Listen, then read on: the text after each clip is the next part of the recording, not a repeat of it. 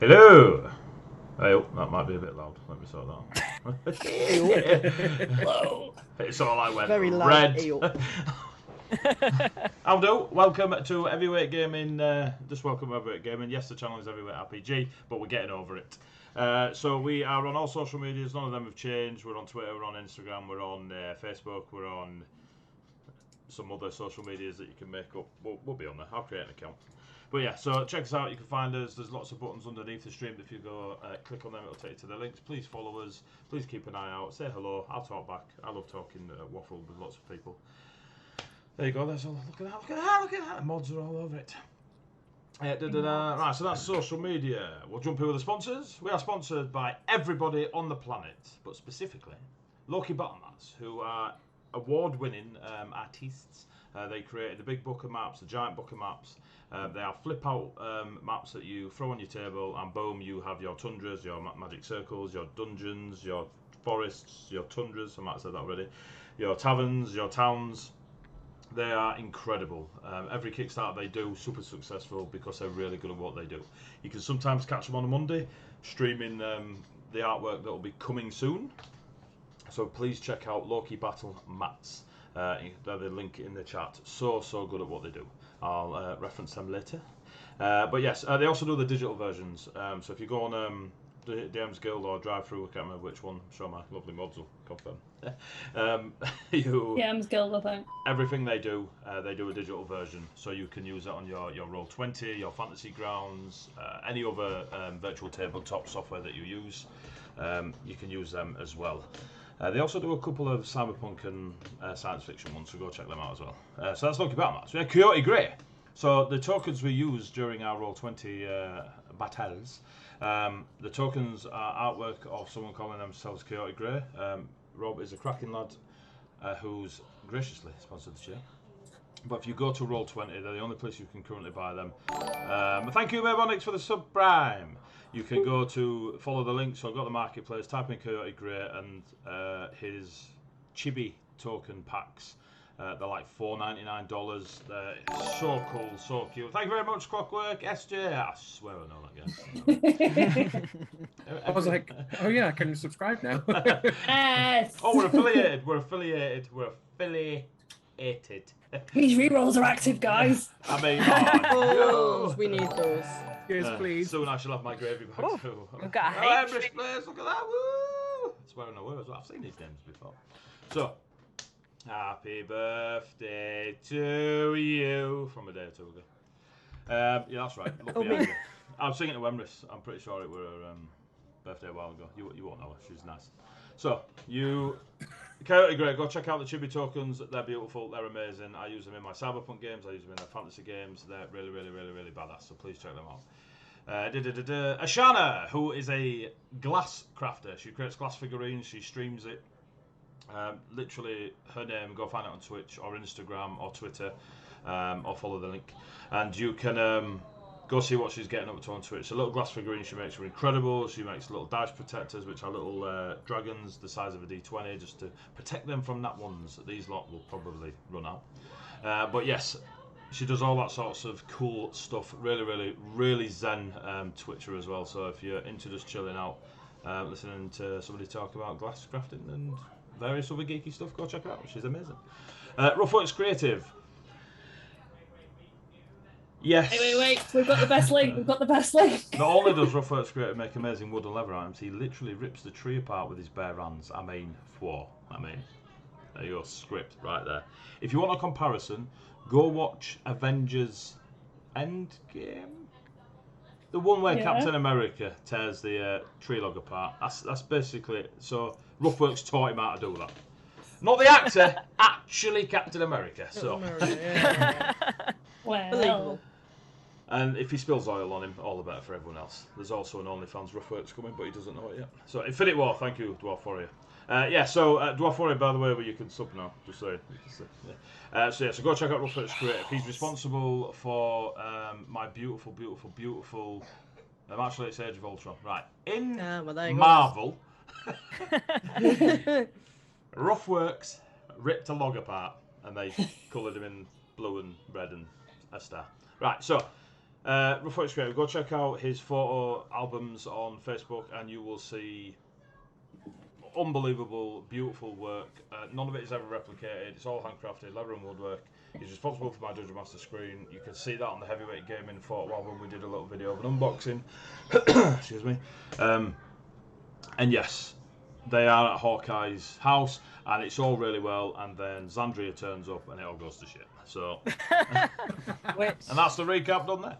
So that's our sponsors. Thank you very much to the sponsors. You can throw 200 bits at this lot. If you throw 200 bits at them, they get a free reroll. They can only have 5 at one time. They can't carry them over till next week. They cannot use them on death saving throws. They cannot use them on my Dungeon Master rolls. They can only use them on their lovely nat ones. Except death saving. I did death saving room, haha. Syrinscape.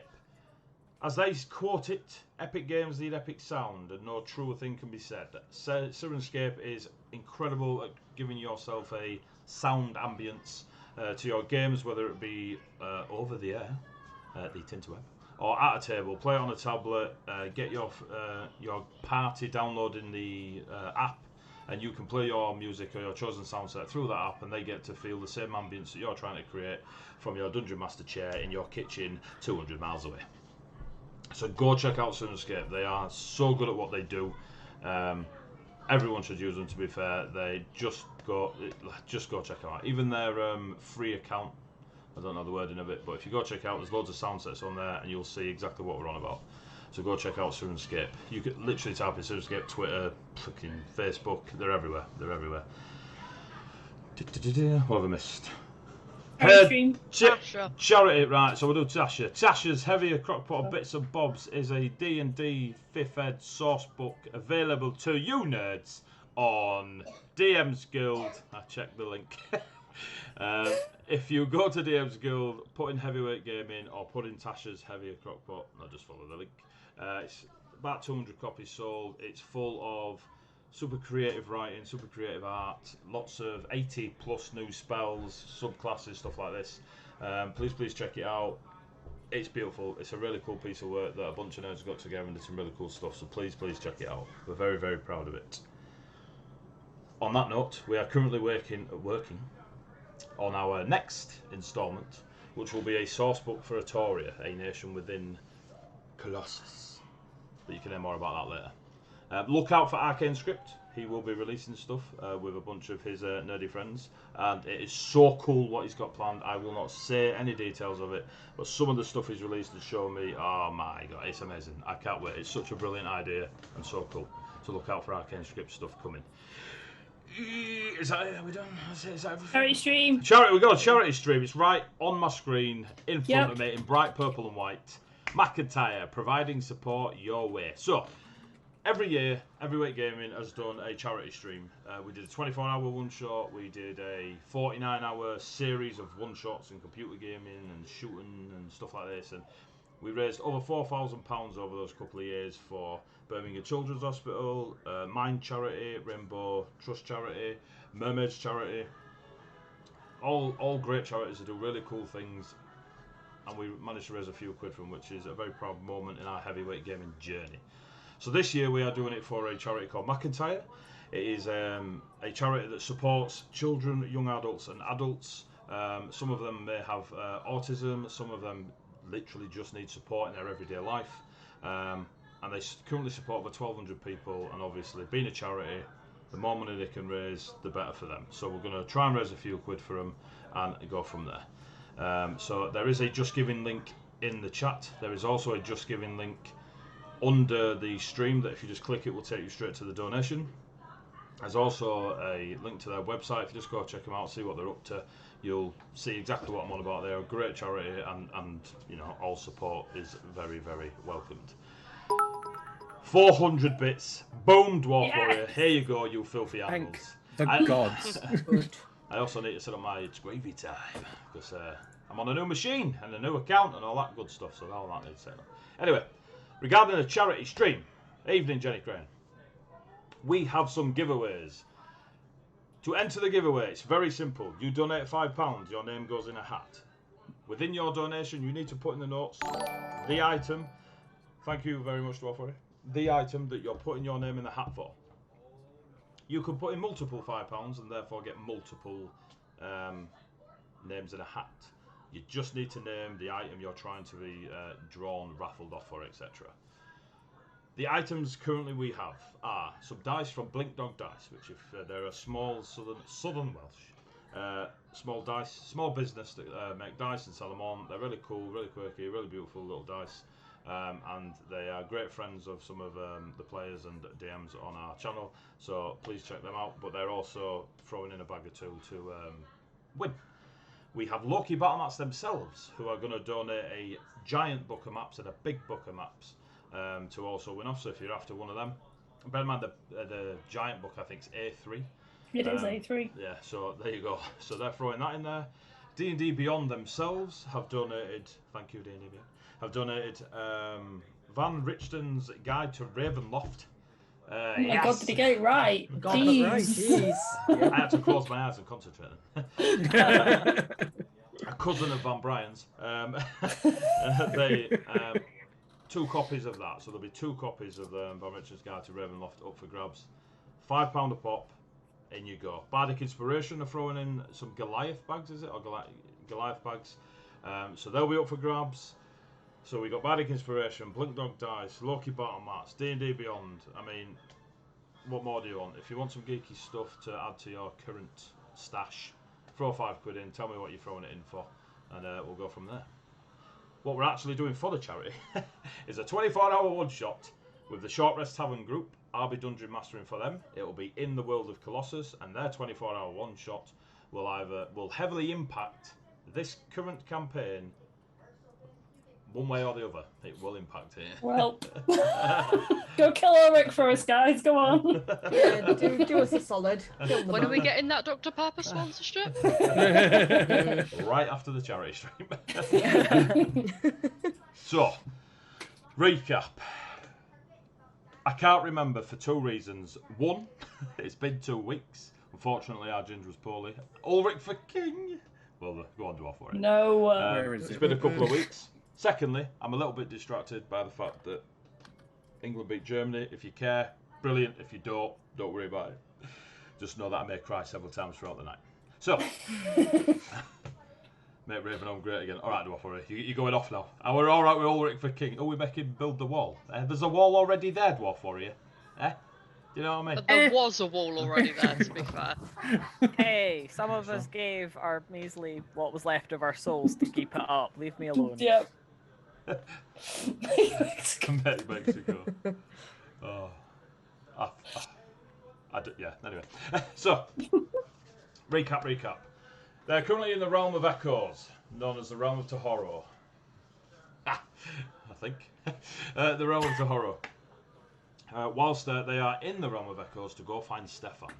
Stefan, who was attacked by a very new fiend, or fiends, going by the Order of the Pale and the Order of the Vibrant, are some new fiends on the scene, and they made an attempt on Stefan's life.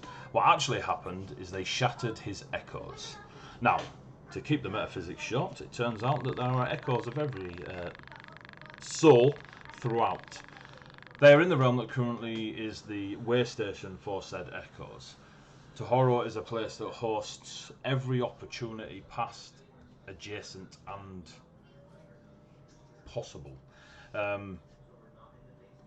They met Ashaldria, the first Ash, who was quite pally with Akarian, the first Oak. They have met certain flavours of possibilities among their own echoes and interacted with them lovely. They've also witnessed those possibilities in the fairy orbs, or honest, not snow globes, entities that seem to float and appear sporadically around this realm. There is a consistency of dead birds, very large dead birds, that they seem to find in various land masses and fields of waterlogged sludge. They've crossed the fields of silence. They've met Oro, who seems to be a custodian / voice of said realm. in search of Stefan and Nikolai. Stefan is currently there to, as I said, his echoes are shattered. So Stefan is currently there to bring back, or to take his echoes from every other possibility and bring them all into one and Highlander it and heal himself, is his current theory. Nikolai has volunteered himself in one way, shape or another to be the anchor point of Stefan, so he's not easy to kick out of the realm. This lovely bunch of coconuts are on their way to find Stefan, have a word, and maybe see what's going on. In doing so, they cross the rope bridge, across a canyon, where they met several different orbs, and they were deep, deep red. It appeared that these deep red orbs held the echoes of one's death, whatever possibility that may be. They did a great, great example of what Dungeons and Dragons is all about in hanging off a rope bridge over an infinite canyon. One of them passed out, the other one turned into an eagle. The eagle then left the unconscious body at the top of an unknown place, flew back down. That body then disappeared. It was great. There was death scenes. There was eagles. It was wonderful. There was Constitution saving throws. I mean, some of my best ones. Once up there, pouring along, you started seeing taverns as you're walking through some sort of gorge, crevice. There are cliffs edges reaching up at either side of you, and you started seeing almost not quite etherealness, but a possibility of the same tavern with different scenes before you. You chose to go into one of them where you interacted with Nikolai, who was sat on the roof, also with Stefan, who was within said tavern just reading a book. Various interactions were held. Ari saw another door, a door to the Timeless Vagabond, a tavern that is apart from all and its own entity, it seems. Within the Timeless Vagabond, which we will start now, I'm going to turn the music on. Hopefully you can all hear the Syrinscape music. Please let me know if you can. It should sound like crackling fire and people murmuring in a friendly tavern. So...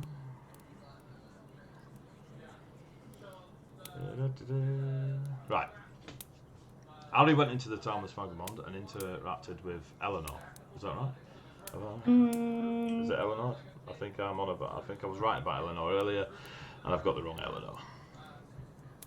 Oh yeah. She says when she tries to have a look. Yeah, Eleanor, I think. Yeah.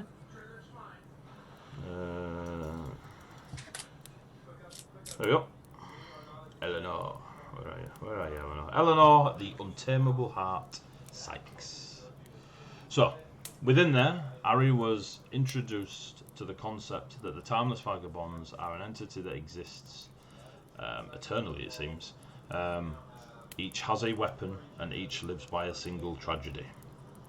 All these weapons seem to be gemstone in flavour, and also flavour to the individual in style and image. There were several paintings around said tavern of the various individuals, but not in great detail. But what was in great detail was the weapons they wielded. Having a look at them and seeing the various spears and cutlasses and maces and, you know, the rapier of one Greyford, Armani-Ford Tabaxi, Ari got to see his very own rapier in painting, with himself, or at least an image of himself, behind. The plaque for the name was blank, and Eleanor left Ari within this tavern, this empty tavern, bar a fire crackling, and the sounds as if people are there enjoying a drink, but there is no one in their bar, Ari, staring at the plaque. Eleanor left with a word to Ari of, name your sword.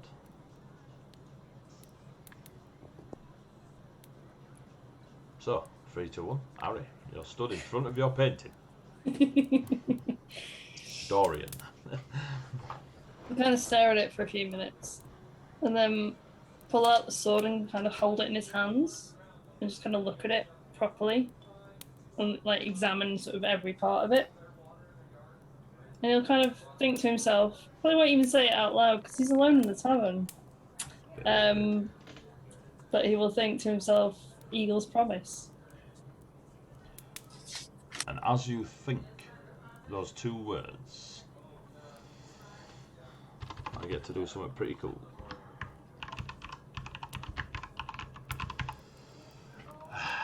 You are now canon.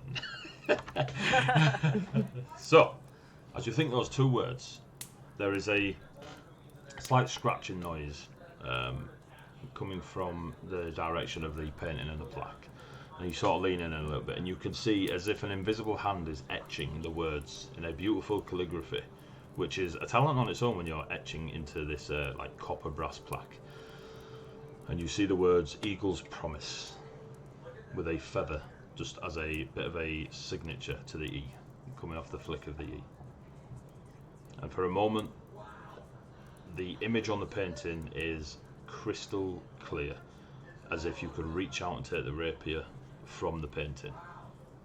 You kind of have a bit of a blink, and it settles as just a beautiful painting of your rapier with a less vibrant version of what you perceive to be yourself behind said weapon.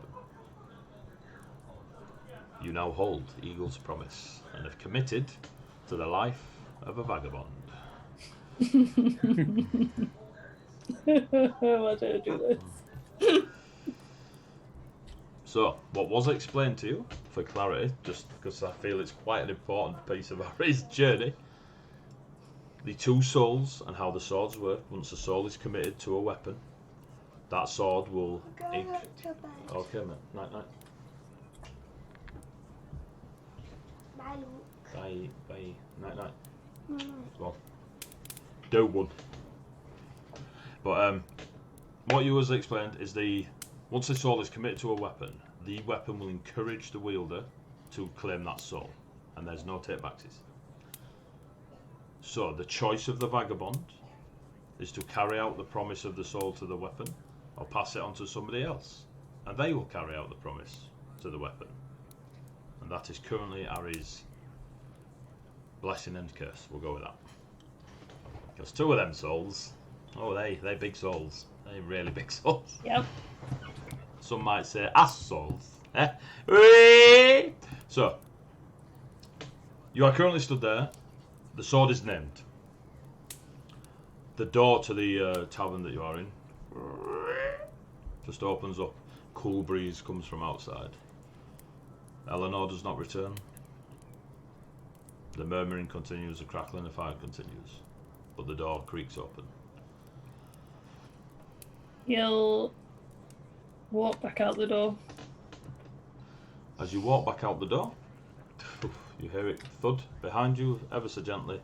You turn, there is nothing but granite and rock, or whatever this green sheened stonework is, and you are in the gorge walkway that you were in before with your party, looking for possibilities of Stefan's presence in the taverns that Kespion was pointing out to folk. There's no sign of the rest of the party. Not at this moment in time. Okay. So while that was going on, you lot, what were you doing? You talked to Stefan and Nikolai. believe I had just taken the book off of Stefan because he'd been talking about the whalebone thing, and I'd wanted to see what that was all about. Yeah. The book seemed to be heavily invested in echoes. Yeah, because Kess had spoken to Nikolai on the roof. The other 3 of us were chatting to Stefan. Kess finished his conversation and came to join And then us. swapped. You left. Didn't Xander We were leave? going out the door. Yeah, Kess you got out came the in the door, door and Kess came said, in the "Why door." didn't you ask to read the book?" Yeah. Yes. And then then went the over last, and asked to read the book. and then the last thing that Nikolai said was, In tsunami. King Tsunami Tsunami. wanted to see you. Yeah. Oh, Stefan said King Tsunami. Yeah. Yeah. Yeah. Nikolai didn't give a Yeah, fuck. Nikolai. Yeah, I was like, why the Yeah, hell does sorry. Nikolai know? So, 3, 2, 1. Hey, King. He's just gonna. He's seen possibilities. He's like, yeah, cool, whatever. This is clearly another possibility. I want whatever's in this book. the true branded Kess single-mindedness in the one direction he has decided he is going until told otherwise. So, whereas Andrea's like, I'm sorry, did you just call my brother king? Sapphire's literally looking sideways at him like Cheshire Cat grin on his face. Just not saying anything, just looking. It is a lot more active in this tavern than it is the Town of Smugglerland. Do you say that out loud, Sandra? Yeah. My apologies. I did not know it was your brother, and yes, yes, I did. Still flicking through the book, trying to find this thing about the whale. Do you read Celestial? By read, do you know Celestial? No, I don't. That is just about the only one I don't. So as you are flicking... It's all in Celestial. as you are flicking through the books, you recognise... you can do protection from good and evil? Yes. You recognise a familiarity of the way... It just reminds you of that spell and its divine source. Yeah. And is in a language you do not know. Yeah. He's gonna sigh, sort of close it. Yeah, apparently that's something in some of the possibilities. Do any of you know Celestial? I do. I would have hoped so. Would you like to? Would I? It would help. Did I miss the gravy? No, Garblack, you did not. Please, may I take your hand, Your Highness? He'll hold out his hand. There is a brief moment, and Stefan casts Comprehend Languages upon you. Nice. Thank you. And then he will go with probably a bit more success this time, and start kind of leafing through, trying to find out some more info on that part that they've already seen. Give me an investigation check. It will take you a short time to read through this heavily thick encyclopedia of a metaphysics I made up a month ago. Cool. Investigation, that is a 15, which Cool. is not bad seeing as it's an intelligence check. So you see Kess receive said spell from Stefan, sort of get comfortable in a chair, and then just start flicking through the pages. What? I'll get another round in then, shall I? You go get another round in. Sapphire, is Andrea? Just sit down and watch. Sapphire's literally going to sit down, take out his notebook, and be like, anything important, just let me know. If I find anything, I will. He's still just kind of scanning through. Ari, give me a perception check. Moi?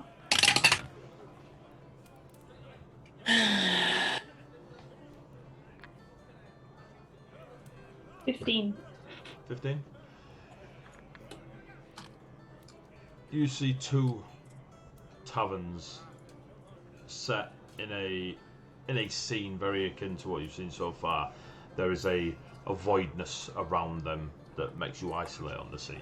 And you see this tavern with a open balcony and a roof, and you see nothing bar the scene being familiar. You see no one you recognise, but in the other one, you see Nikolai sat on a rooftop,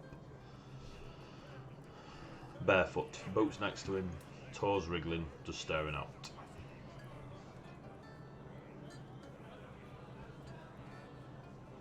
He knows that the others have kind of gone somewhere without him, so he's probably gonna try get into that one with Nikolai. Cool. You walk forwards towards the green shimmering stone face where you see the scene of this tavern and almost fall into the scene. The fresh green summery smell around you. It's warm. You can smell the ale and mead in the air. And hay, lots and lots of soaked hay. And you see the sign. Is this a Nag's Head? Yes. Yes. There are a lot of taverns in my world. There were a lot of taverns. We like the taverns. You've got another reroll from Garblog. Thank you, Garbag. Thank you. We're gonna need it. So you are currently outside the Nag's Head. It does not appear that Nikolai has seen you. That's a reroll and a half. That's right, Sapphire. You get another 100 bits out of him. Hey! I'm What the floor, guys? that's cheeky. I'll let it go. That's It's cheeky. all I've got. I don't really do bits, but that's all the bits I have. I mean, I might have given bits on Friday because I was like, well, I can give bits now. He'll kind of like glance up at Nikolai and kind of, bearing in mind where he is and that he knows that Nikolai might not recognize him, he'll kind of like questioningly kind of be like, Nikolai? So you're going to approach and call up to him? Yeah. The reaction is quite literally as if someone has seen a ghost. There is a pause of recognition at one, the voice and the way it uses his name, the sight of you, and then the realization that as far as Nikolai is concerned, Ari is not among the living in the world that he lives in. You see his bottom jaw sort of like he's silently stuttering. He can't seem to bring himself to speak. He pulls on his boots. Starts slowly, never taking his eyes off you, tying his sword belt back, adjusting, making sure everything's on. And he disappears over the other side of the roof. You hear a bit of noise, a thud, boots landed in soft mud, and coming round the side of the tavern is Nikolai. Several years younger than you remember, or at least looking. And he just stands there staring at you. His hand is on his sword. He is not overly confident of the situation in front of him regarding the scene. I mean, I either play or know why, but... It's narrative. It's narrative, right? Ari doesn't have a clue. He just looks at you and says questioningly, Aristotle? You know me. Around here, people don't always know me. Around here, no, but see, I know you. I know of you. You should not be here, among the living.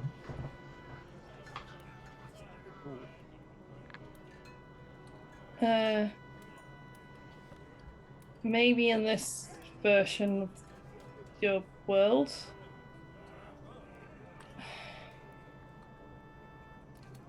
Come here. And he just kind of like grab him into a hug. As you step forward, his rapier is out and the point of it is on your chest. Shit. And you step forward Denied. and your armour gives the flex of the rapier. He's not quite done it, but He'll he's kind of there. like hold his hands up. Wasn't meaning anything nefarious. Just, I get it. You must forgive me, my lord. But the last time I saw you was at your funeral. To see you walking so... the way you do.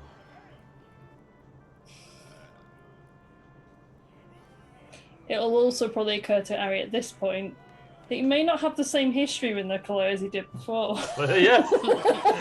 I was waiting for that. You He's were a just like dumbass, come on. taking your shirt off. Go on, Nikolai. What the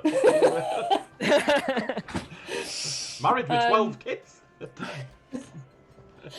He kind of goes, but we were friends in another time.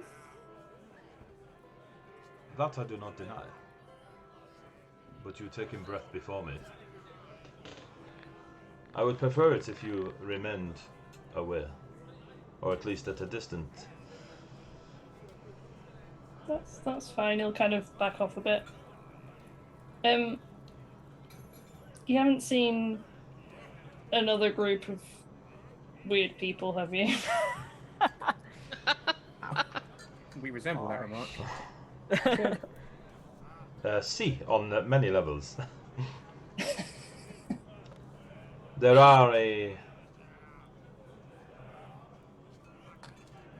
a few within the tavern itself, and he nods towards the door. They have spoken of you and of these versions that you speak of.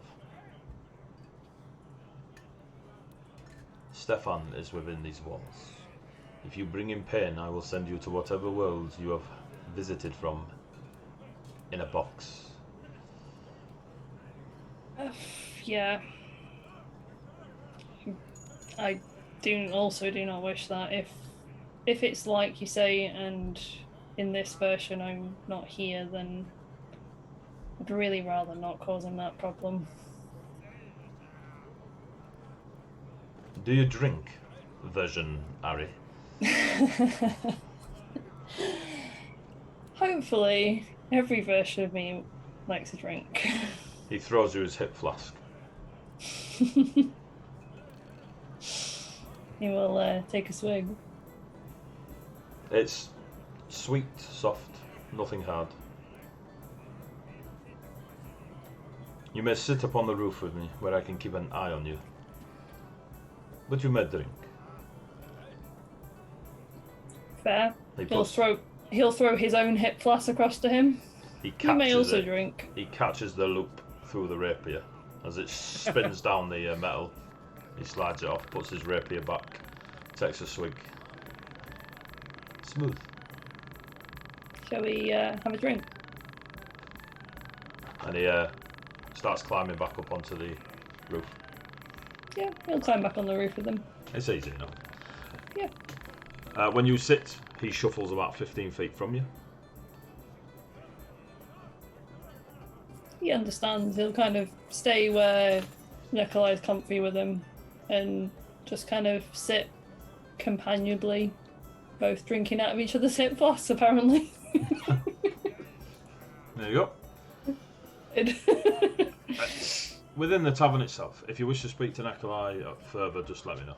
Within the tavern itself, you're reading the book, Kes. It will take a bit of time. What is it specifically you're trying to find in the book? Reference to, was it the whale jaw? The whale That jaw was- that created the archway Yeah. that allowed you to walk into the town. Just because that's the thing that Stefan has mentioned, and that he's got a frame of reference for, so that would be where he would be aiming at. Okay. So, you've got 15, yeah? Yeah. 16 minus 1. I love the clarification. Just so you know, it were I, but But I'm a dumbass. yeah. 15. Cool. Cool. Coolios! Coolio. I've got this. I'm all over this. Got to You do didn't bring me along on this adventure for my smarts. No. None of you were brought along on this adventure. Hey now, I resemble Brittle. that. The smartest one in your pie is the unicorn you've just acquired. So. I believe that. Yeah. Yep. Not the wisest, though. What you discover is there is a vagueness to the information in that there is a lot of it that seems to be given by a dozen or so different authors. They seem to be speaking a bit bluntly, and there's less detail to the things they're adding to this what seems to be ever-growing book of knowledge of Tahoro and the realms and such. Now let me go to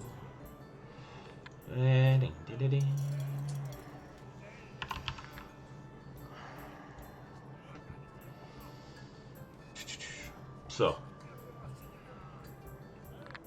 the whalebone belong to a creature that is basically a water elemental.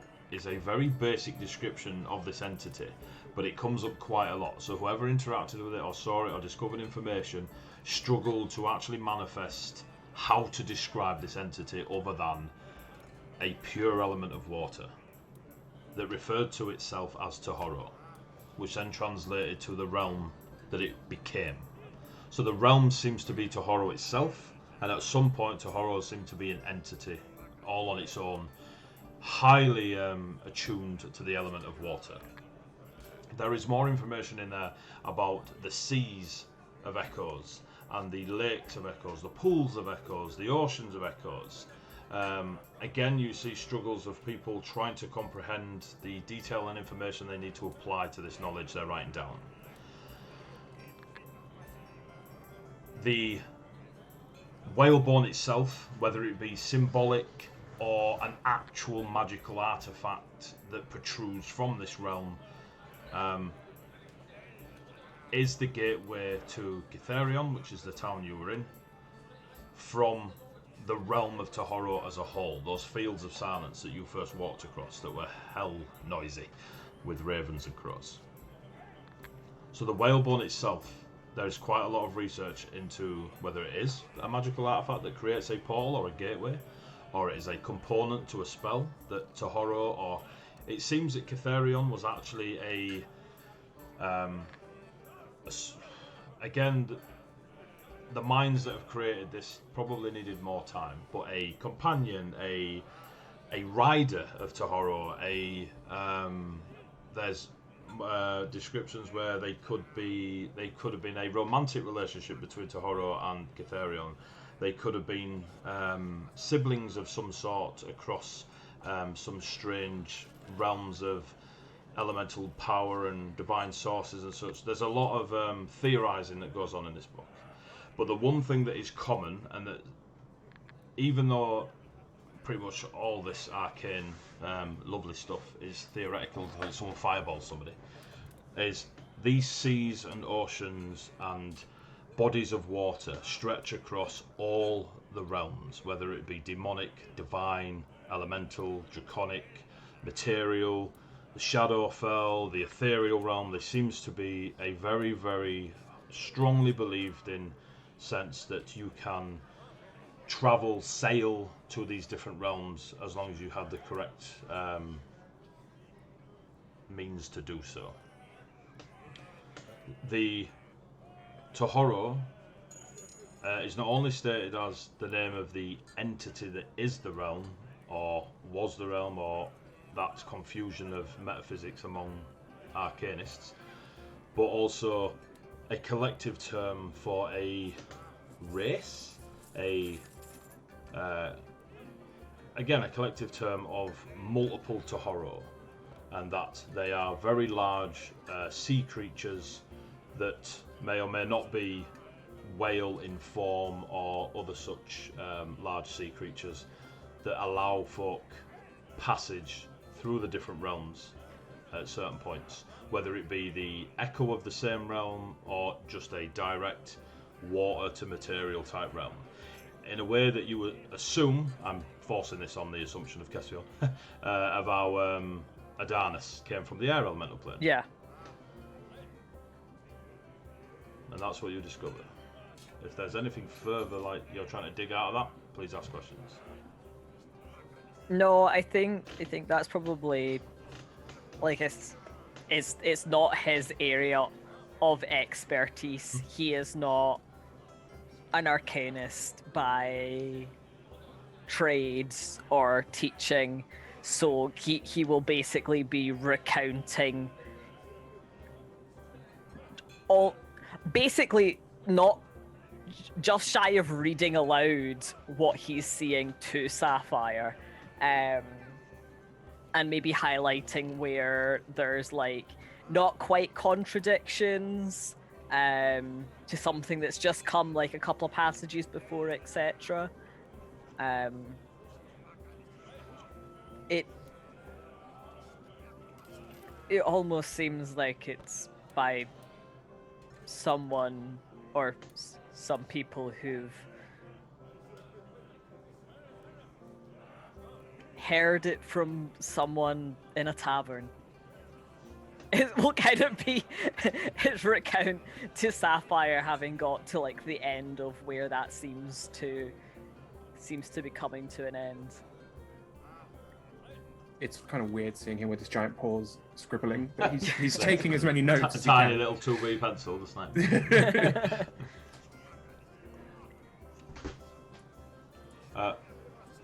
Genie. Ruby. Ruby. Yep. What's Genie doing?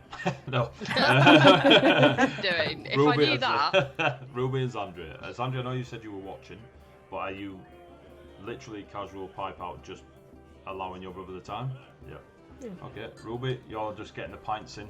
It takes us about an hour to dig through all this, and there's not a consistent order to the way this stuff's been written. So you've got about an hour in this tavern if you were doing anything. At some point, Ruby will remark that it's nice to be in a tavern like this, because the last time I got in so much trouble I had to leave home, so it's nice being here and it just being pleasant. Lovely. Ari, you wish to do anything, talk anything? Cool. As the hour passes, Nikolai will take several sips of the hip blast, each time raising it to yourself. Still, he doesn't appear uncomfortable, he appears on guard. You can see that, read that immediately. The distance between you can't help but get a cheeky smirk, because it is a swashbuckling trait to be out of range but also within range of your enemy. It didn't feel like it was an evening, but while you sit there on the rooftop, you do notice that the sun is setting over the highlands of a place you've never visited. But it is serene, calm, it's summer and warm, and as the bright pink and oranges of the sky lighting up the clouds, which you swear blind weren't there when you first entered the realm, you see Nikolai relax and just now kind of bring his knees up, and he's sort of resting on his knees, now sipping and staring out across the sunset. Beautiful, is it not? It's a nice place to be.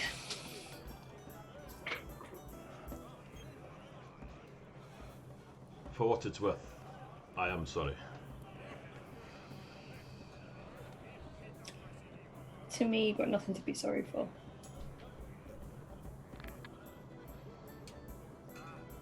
In my world, it is my duty to the world to instruct swordsfolk as yourself in the art of the blade. Mainly the nobles, for those on the wall are a bit more stoic and steely.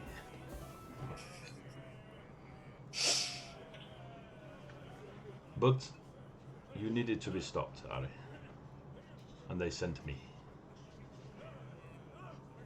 I needed to be stopped.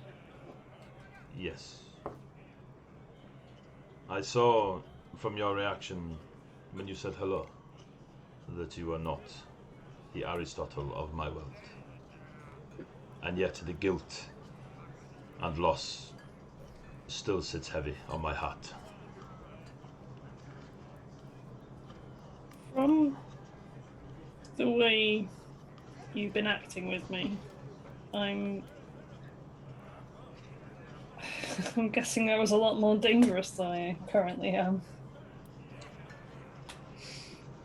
Not by skill, otherwise I would have not been able to stop you.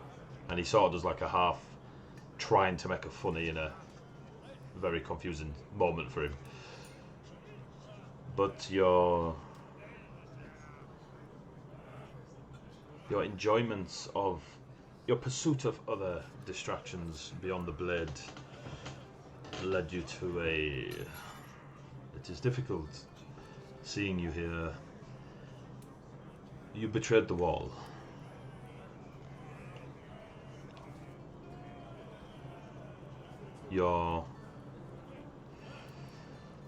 the eagle herself was not overly pleased.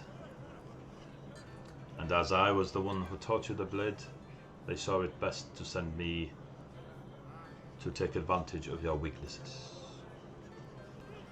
And so I took your life, Lord Eagle. And as much as it means nothing to you as you are healthy and walking among the living, I am still sorry that in a world you do not know, it was my hand. I hope in your world I am not called upon to do such a thing. In my world, you were still a teacher, so that obviously rings true for you regardless.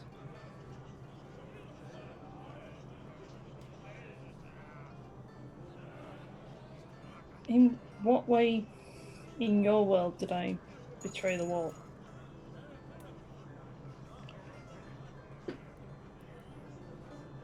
There is a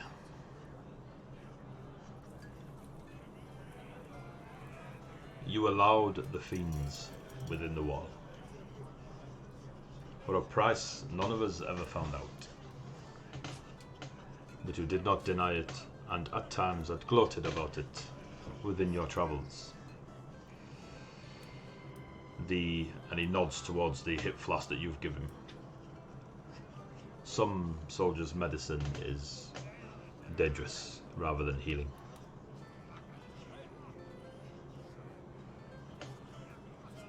But I do not see that same edge in your eyes as I did.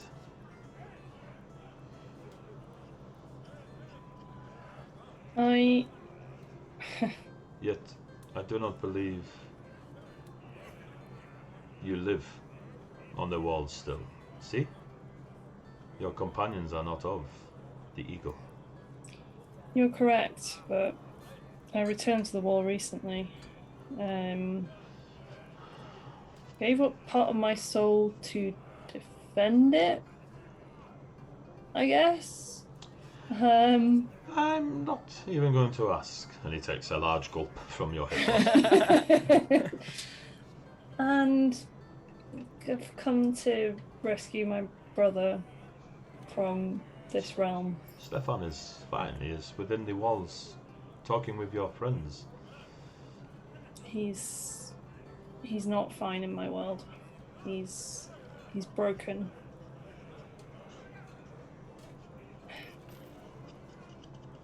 And in my world, you are protecting him. I would hope it was in all worlds. I would hope so too. But we need Stefan to not come here and take his echo. It makes no sense. I know it makes no sense. I agree. And he raises the hip flask. He will also raise his hip flask and have a drink out of it as well. If you see another Stefan trying to talk to this Stefan, just do what you did with me and just protect him. I know you will. You're still the same person you always were to me. And that means a lot, because there's been a lot of people here that have been really different. Well, if it is as you say, many versions, I would assume some bad, some good, some ugly. Yeah. This is all very dour. Yeah. Do you still dance? Not as well as you do. Show me. And he stands and pulls out his rapier.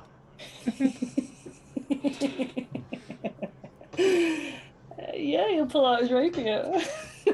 Cool.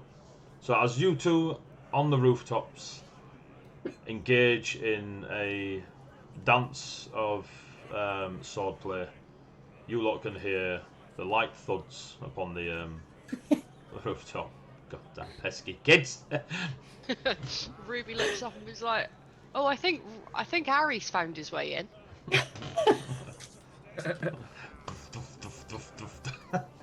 So, wow, I can't believe I went there, but I had to.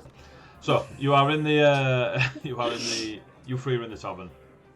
The hour passes. You've read the book. Stefan is calmly just sat there. So, did you find anything of use? Yes and no. Why the no? Knowledge is Power. I know. but only when you know the relevance of it. There is a lot of arcane contribution to the book, I'll give you that. But it is interesting how accurate some of these theories may be. Especially now that you have confirmed many of them for me by being here yourselves and speaking of such things that I thought mad mages had written in a book. But you were still interested enough to read the book. Indeed. I am a seeker of knowledge. I am an intellect. This is a school of magic that does not exist. At least I didn't think so. It does, but please be careful. And you'll sort of slide the book back across. Oh, thank you. He kind of rewraps it and puts the leather binding back on it and just puts it in his rucksack down at his side. Yeah, it's not sounding very useful for potential healing. How so? What are you healing? You. Oh, Me? I wasn't even... Well, yeah, partly you. Sapphire looks embarrassed. I was like... Definitely talking about the tabaxi. Definitely a shade of pink on the white fur there. Just, Yeah. Yes, I don't we're definitely believe- here for you. Yeah, he sees through that. Thank you, Cassian. Sapphire, was it? Yes. Who or what are you healing? Through echoes. My... Reason we're here in the first place. Damn you, AJ! Damn you! The country that I reside in, that I now call home, there's a sickness spreading from amongst the tabaxi there. Everything that we have tried has failed, and Sensei Rin had heard of this school of magic, but again, we didn't know much about it either. I was sent to learn more and see if it could be a way to help. Yes, I have very little knowledge on the curse. Do you speak of the Ver Dynasty? Your attire is akin to it, although you're... Absolutely. Forgive my assumptions, but you have the northern build of some of the tabaxi I've met previously. I am from Viconia originally, but I trained in Vey, and I've lived there for many years. And that is the home you settled that you referred to. Yes. I as I say, I am aware in a small capacity of the curse among the tabaxi of Vey. And the healing arts of echo magic. Maybe there is a possibility you can find the echo of the curse and just break its mirror. He says it as if it's the easiest thing in the world. Hadn't even considered that. I assumed that it was just people that had echoes. Sorry, my apologies. The curse would have had an origin. I imagine, again from my little knowledge, it sounds like it was cast, created. Find the origin. I would assume is a entity with the ability to manipulate such things of an arcane nature and destroy them.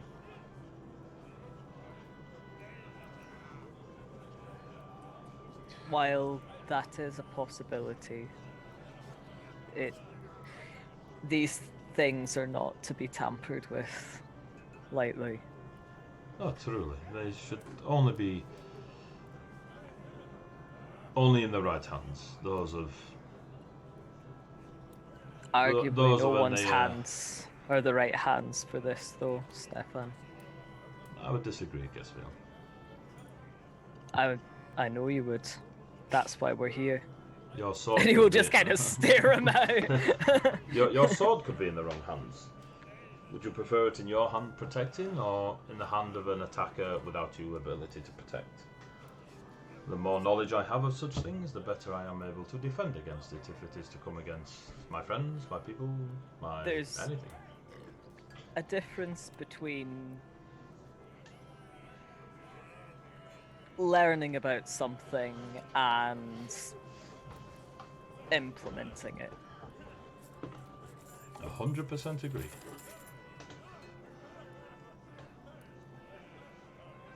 Smashing a mirror somewhere. You remember what I said before, where the Stefan that we know was removing himself in an attempt to collect the pieces he'd lost. I am.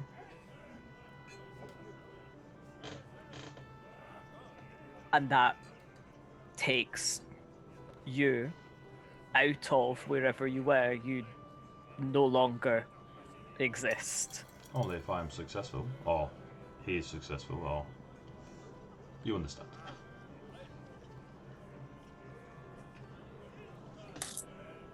It's not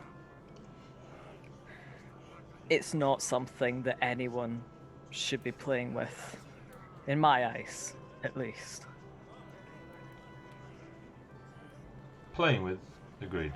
A stupid way to explore new magics.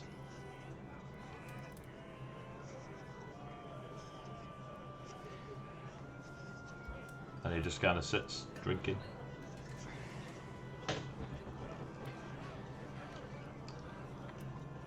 Are you staying for the evening?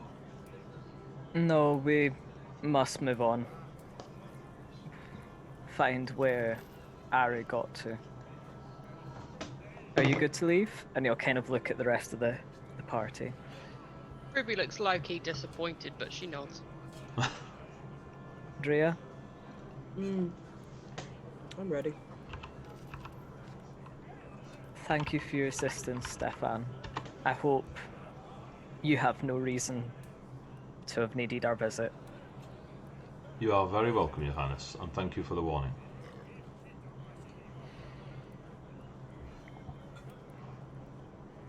And you'll head towards the door. Do you all follow?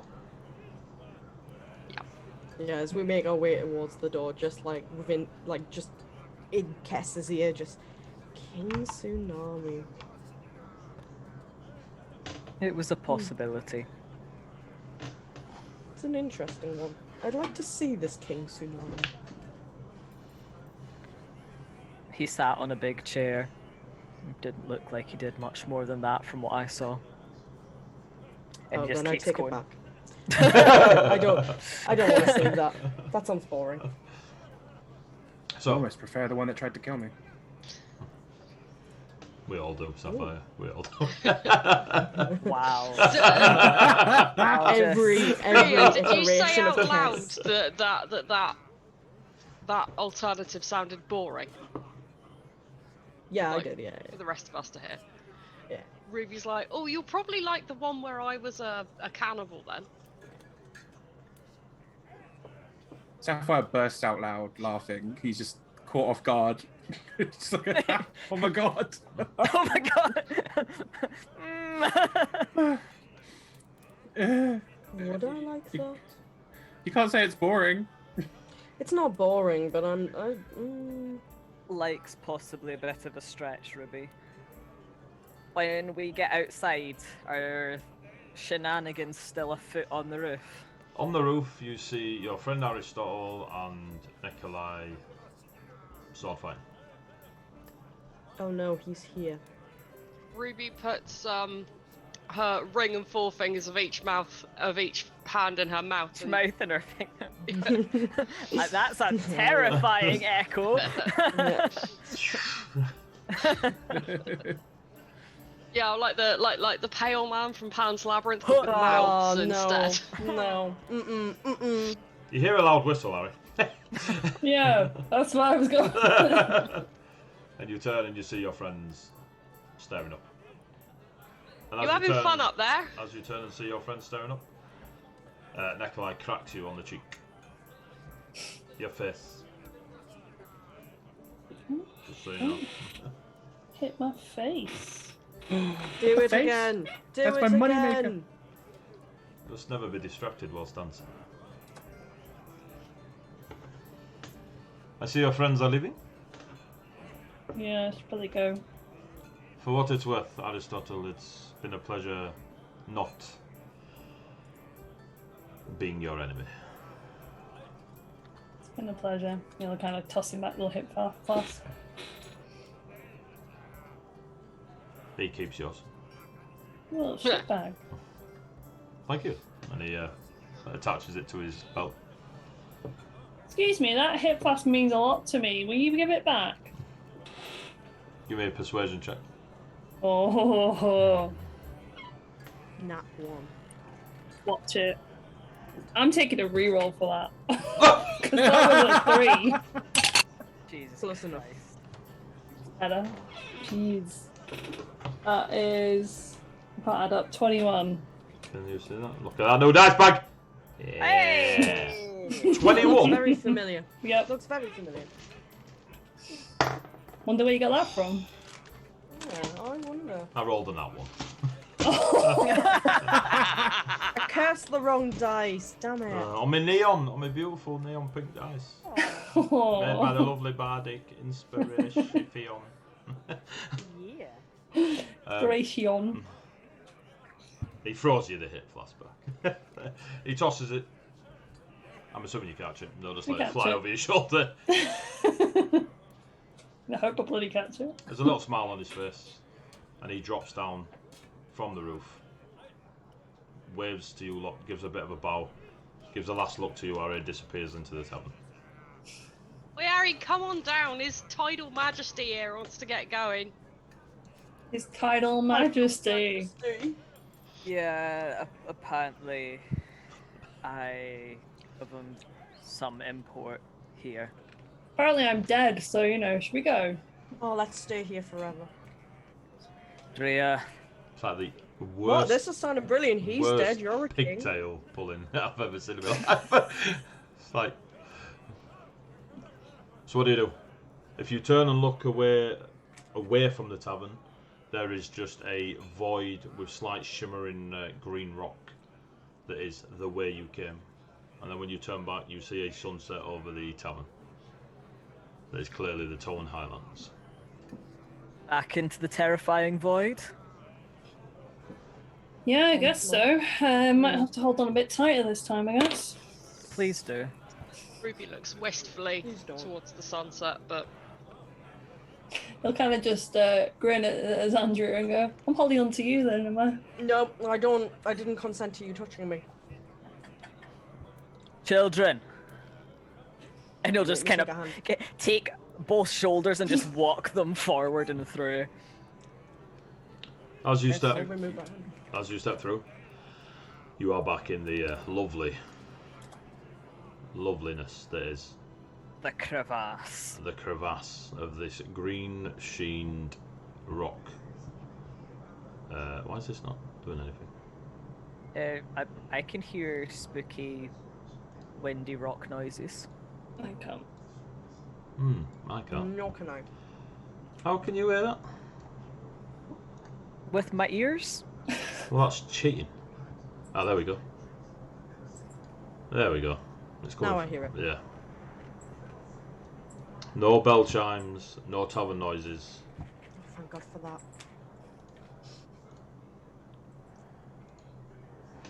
And you are back out in the crevasse. Turn round and wait for the rest of the merry crew. They all come through, unless they tell me otherwise. No, we're behaving. Don't sound so put upon.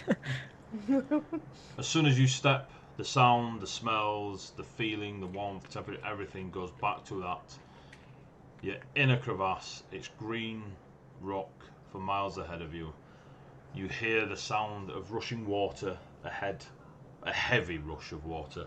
A large waterfall, a coastline meets a cliff edge, you know what I mean? But it sounds distant. And either side of you is just reaching green rock. Liked it better in the pub. Sapphire, in the book it said about seas and rivers of souls, didn't it? Yeah. Then that must be where we have to go. I guess so. We don't have any other direction anyway. Plus, it may give me some kind of insight into what the hell is going on with my sister. If they're related at all. Do we have any idea where we're going to get there? Forward. I was just gonna say follow the path. Keep an eye out. Make sure if we see Nikolai or Stefan that we check and see what version it is. Yeah. Hopefully offer a warning.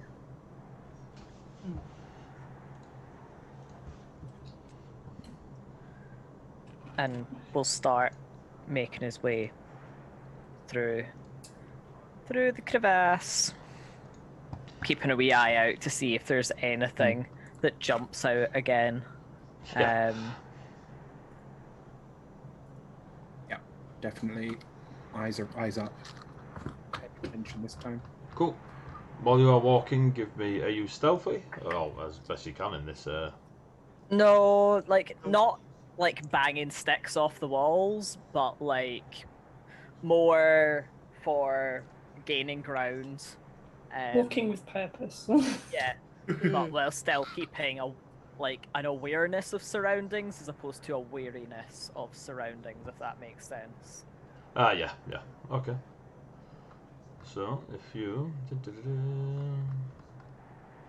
Wait, 2 seconds, I need to find you. Where's that dice? Well, rubbish. Go in the In jail. the bin, yeah. Cool, so... Give me perception checks, all of you, please. Pretty please. Open roll 20. See nothing. I see absolutely fuck all, because that was a nat one. Cool. Sapphire? That is a 19. Kess? 22. Ruby? 21. Jesus. Andrea? 22. Cool. Yeah, luckily, your entire companions can see, whereas Harry's still Too distracted, lost too in the distracted. distractions of what the hell's going on. Right, so, as you're pouring along, the cliff faces reach higher and higher, and there is an element of them getting higher. You don't look behind you and see a step up, but you get that strange, almost vertigo feeling when you stood next to something really tall and look up, and you kind of feel like you're going backwards. And you trudge on. It gets to the point where after about maybe an hour or what feels like an hour, the green cliffs or green edges to this crevasse are so tall you can't see the top, and they just reach into some sort of starlit sky above you. There's still just a sound of wind coming backwards, coming towards you, and then buffering you from behind. It's not quite howling, but it's audible. and you hear the crashing water ahead. As you are continuing forwards, you can see that from the surface of the green rock, you see more orbs, and they float out out of the rock, like ghost-like out of the rock, and then fade back in. Some hang there a little while. None of them make any move towards you or anything like this. As you are moving along with your really high perception checks, except Harry, you start to see roofless caves. So if you were to bird's eye view over this bit, you'd be able to see there's no tops to these caves. They seem to be very large rooms. Excuse me. They seem to be very large rooms that have been carved out into this green rock. Some of them are quite large, and maybe 30 by 30 feet across, it as roundish / squarish as it can get in a cave. Some are as small as maybe 10 feet across, and they all have these flower beds in. And the flowers that are growing seem to be very small. You get the small little green shrub at the bottom, and then the actual bloom is these fairy orbs that you've been noticing with all these echoes in, without the vibrant glow.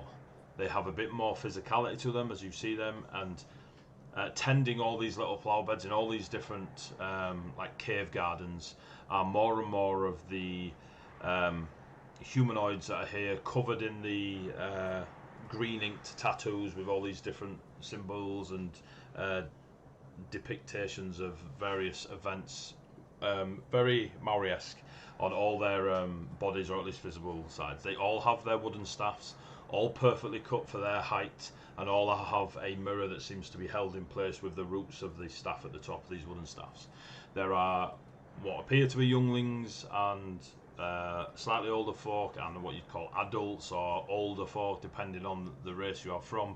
But there seems to be a variety of ages throughout these humanoids that are in casual. They're in light clothing. They don't seem to wear too much. A lot of their skin's on display, so these green ink tattoos can be seen, and they are tending these flower beds. Like all of these cave garden scenes seem to have 2 or 3 of these folk of the realm tending these orb gardens, and you see a few of them, and there is a speed to the way they grow and bloom, seeing as you all roll like stupidly high, where once it gets, the bud appears as a very, very small white teardrop shape, and then begins to form as if blown glass to a orb of glass, a very thin piece of glass, before the light starts to fill it. And again, it's not super vibrant. What did you get? 20 plus, all of you, didn't you, Barari? Yeah. A few of the orbs you get to see be picked by a few of the younger natives of the realm, and as soon as they pick them, they do go vibrant, and they seem to be putting them almost in like egg baskets, with some sort of soft leaf cushioning for each of these orbs, and then they seem to be going out onto the main road where you are, and crossing the cross to different cave gardens. They don't seem to interact or care that you guys are there. When they're crossing, they're taking the pre-filled baskets. Can we see where it looks like they're going? What are they? Are they releasing them somewhere? Yeah, what are they doing with them? Yeah. They seem to be replanting them. So they'll go to a different garden and replant the now vibrant orb. And they just seem to be crisscrossing. There doesn't seem to be a pattern, size or space between, but there just seems to be these very short tunnels, again with no roof, as it were, that lead to these cave gardens. Well, they're very short tunnels because you can see everything that's going on in them. There doesn't seem to be a source of light within them, but the areas are lit up. And before you investigate further, it's 9:30. So we'll quickly go and have a quick break. Master Skywalker. We're going to have a quick break, we'll get a drink, we'll go to a trip to the loo, we'll come back, and then we'll continue on. Yeah, kids. Right, so back in a sec. Take care. Thank you very much for staying. Please stick around after the break. Thank you for the re-rolls. Love you all. See you in a bit. About 10 minutes. 15, 10, 15.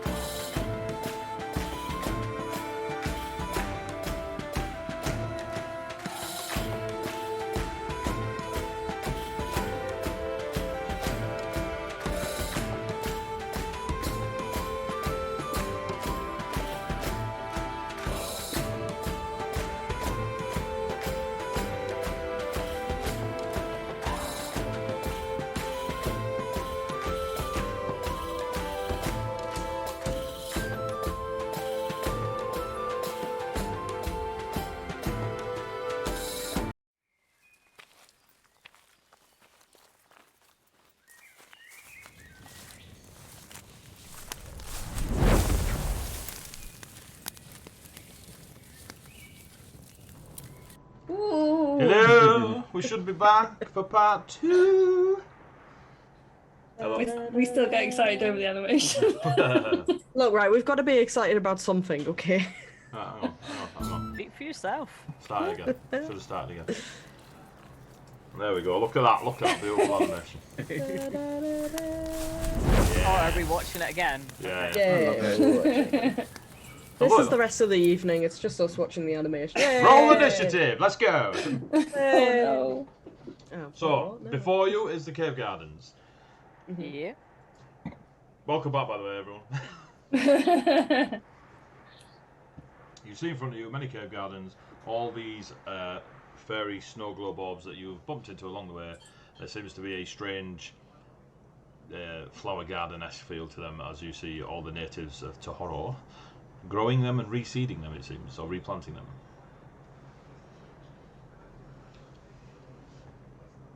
Going. Cool. You keep walking. Everybody there that's doing the gardening react to you, like they see you there. But if you're walking towards them, they'll wait and allow you to pass by them, or if they're ahead of you, they do that little scooch where they go a bit quicker, so you know they're out of your way. They're very aware that you're there. They just give no see my field of fucks, and they allow you to. Full of orbs. Yeah, it's full of orbs. No facts left, only orbs. Dead raven, Come crows. back at the next season. Crop rotations, you know. Orbs. Adventurers, what? You carry on going, ignoring the cave gardens. I'll just tear this Ruby is metaphorical. quite mesmerised by the orb flowers. Cool. Don't touch them, they'll kill you. But she's not going to touch. She's not going to go walking into somebody's garden and start messing with the plants. She's just very I know interested lots in of people who would do that. Not druids. These cave gardens are around for the next couple of hours. There seems to be a vast presence of them.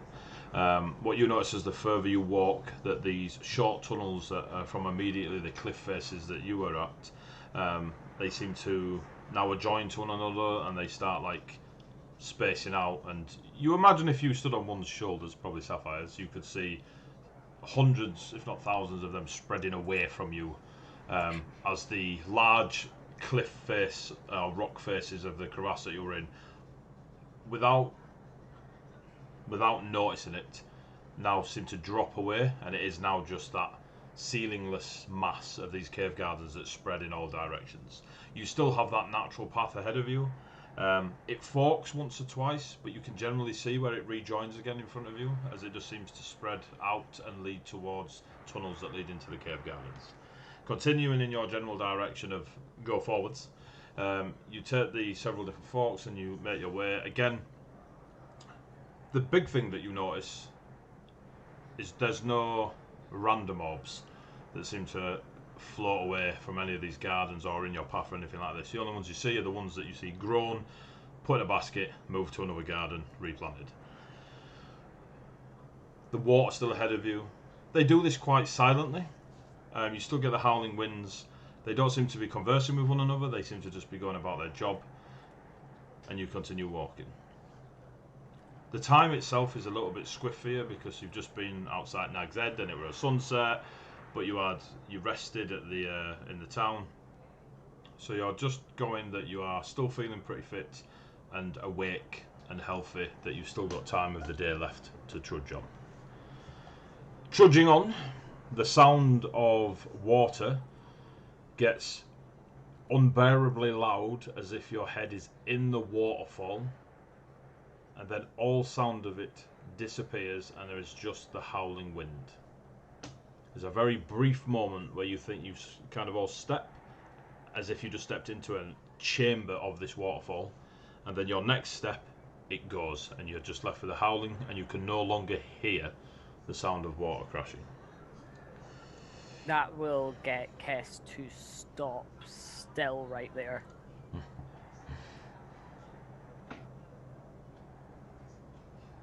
What? Ruby turns and walks back a few feet. You hear the sound as if you have walked into the, well, a very large waterfall crashing all around you.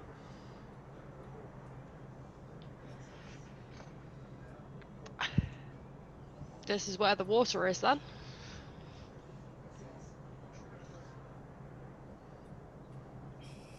Or the sound of it. And it's generally just an area on the path. Yeah. So you can all hear it as well. Yeah. Yeah. But no one can see anything, I take it? No, it just looks like the path carries on and there's more and more of these cave gardens. I want to say this isn't how water works, but this is... Wizards. He just kind of gestures to everything. Just in case, Ruby looks up. You look up. Mhm. As if someone was above you with a bucket of water, you just get drenched. Give me a perception check. Sapphire is now staring at the ground Yeah. pointedly. That's a 6. So Ruby is far more concerned about Getting drenched. making sure the mouse is alright, because... I think as pure reaction, that would get Kess to look up, because if suddenly your friend looked up and you were in a barren, essentially, field and then was soaked, you would... I feel like your reaction would be to go... Did you stand back into the noise? No. No. You look up to see a starry sky. Ariel put his hood up on his cloak and step back and look up. You step back into the noise. Yeah. You look And then up. like look up but with his hood like You get absolutely soaked. Give me a perception check. 5. No, we rolled good, 25. Jeez. Wow. Look at you perceiving stuff. Looking up, it's annoying because when you look forwards, there's no water falling on you. But when you look up to try and see what it is you saw in the water as it was pouring down on you, as if you are stood under a waterfall, you see a rope ladder that is about a hand, for you, a hand reach away. And none of you are small, so it's a hand reach for all of you. Okay. Ah, thank you, Ree. Thank you. Oh, thank you. They're like, you're gonna need it. You see a rope bridge, a rope ladder, re-rope. Yeah. No, Like makes they've sense. watched this before. He'll kind of like reach a hand out and see if he can like grab it. You can. Harry, There's a ladder. to... Where? Up Someone a that's not waterfall. here. As you're looking up, and you can sort of barely hear them talking to you, and the water's just pouring down on you, and you've got your hand on the rope ladder. As you put your hand on the rope ladder, you start to see the scene unfold above you, and the rope ladder goes up the side, like behind the waterfall and up. But this immediate bit where you are, there's like a lip, and it's causing water to fall on you. Okay. He'll kind of like try and get out of the way of the water so he doesn't, it's not like getting deafened, and just be like, there's a ladder up here behind the waterfall. Yeah. Waterfall? Give me an Arcana check, Harry. Oh, jeez. You're bad, aren't you? Ruby looks at Sapphire I am. unimpressed and just gestures. And, and it's one of those where as she gestures, it's like out of her sleeves, just Water sheets pours. of water come out. 16 on Arcana. Just the way the rope Sky. ladder's situated and the way it reaches up into almost nothingness, but you're pretty aware that it goes up. It reminds you of the spell Rope Trick, which would explain why, in some weird way, you couldn't see it, but you're in it, but you're not. It's not the same spell, but it does remind you of it. Yeah, he'll kind of be like, there is a spell that does this, so Maybe not the waterfall bit, but yeah. Spluttering as he's like, getting drenched. So, that the plan then? We're climbing? I mean, Guess so. yeah. But there's a waterfall. Yes. Suck it up. All of it. I just kind of like give Sapphire such a look of just like, Oh, I mean, never. Sorry, Sapphire, but never mind about you. What about her? What do you mean, what about me? Gallons and gallons of freezing water suddenly pouring on your head. I'm sure it'll be fine. Physical exertion. You now just have the entire party being like. I mean, we can always tie Xandria onto one of us or two of us. It doesn't look 1,000 feet high, Harry. It just looks like it reaches a point above you. But you're unsure of the distance because you're getting hammered by a waterfall. shouldn't be too long, but shall we go? Yep. It's Start just... climbing. You all begin to climb.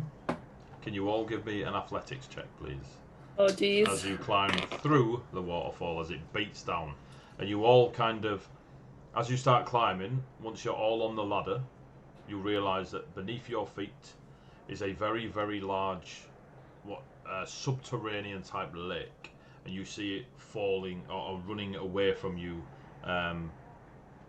out of the very large cave at the far side of it, where you assume it goes to another body of water, but it seems to be flowing that way. Is that athletics or acrobatics? Athletics. It's unfortunate. Was that history or athletics? So Sapphire. 9. Cool. Yes. Well, I had a nat 20, so that's 25 in total. Cool. Harry. I got an 8. Jesus. Athletics is not exactly my strength. Ruby. Dirty 20. Xandria. 22. Cool. So, what's the marching order, by the way? Harry, you're first, yeah? I'm guessing so, yeah, because I You went were up It fully first. falls off. Who went after Harry? I think I'll go after Cass, Harry. yeah. I'll go next. I'm already wet. Andrea?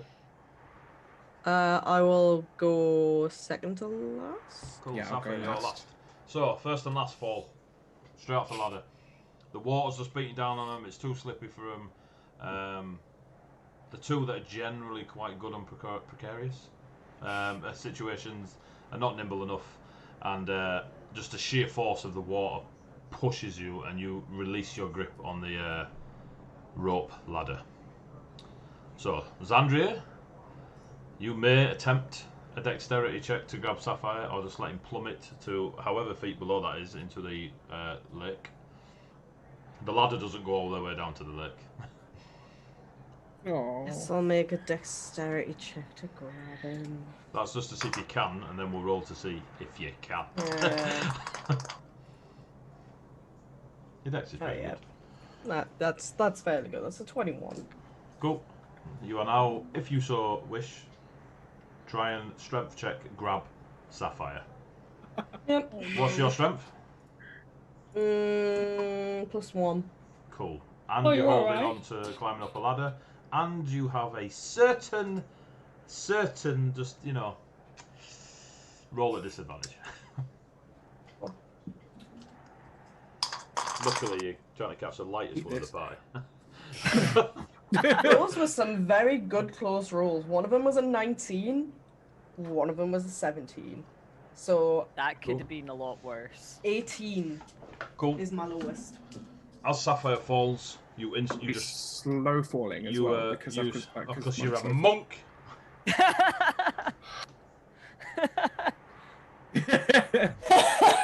That's a DM face for a monk. I every can't quite time. walk up walls yet, but I can fall slowly. As I mean, Sapphire, we're still as got to Sapphire try and falls, catch Harry. Xandria basically goes, "Oh, he's falling. Hang on about.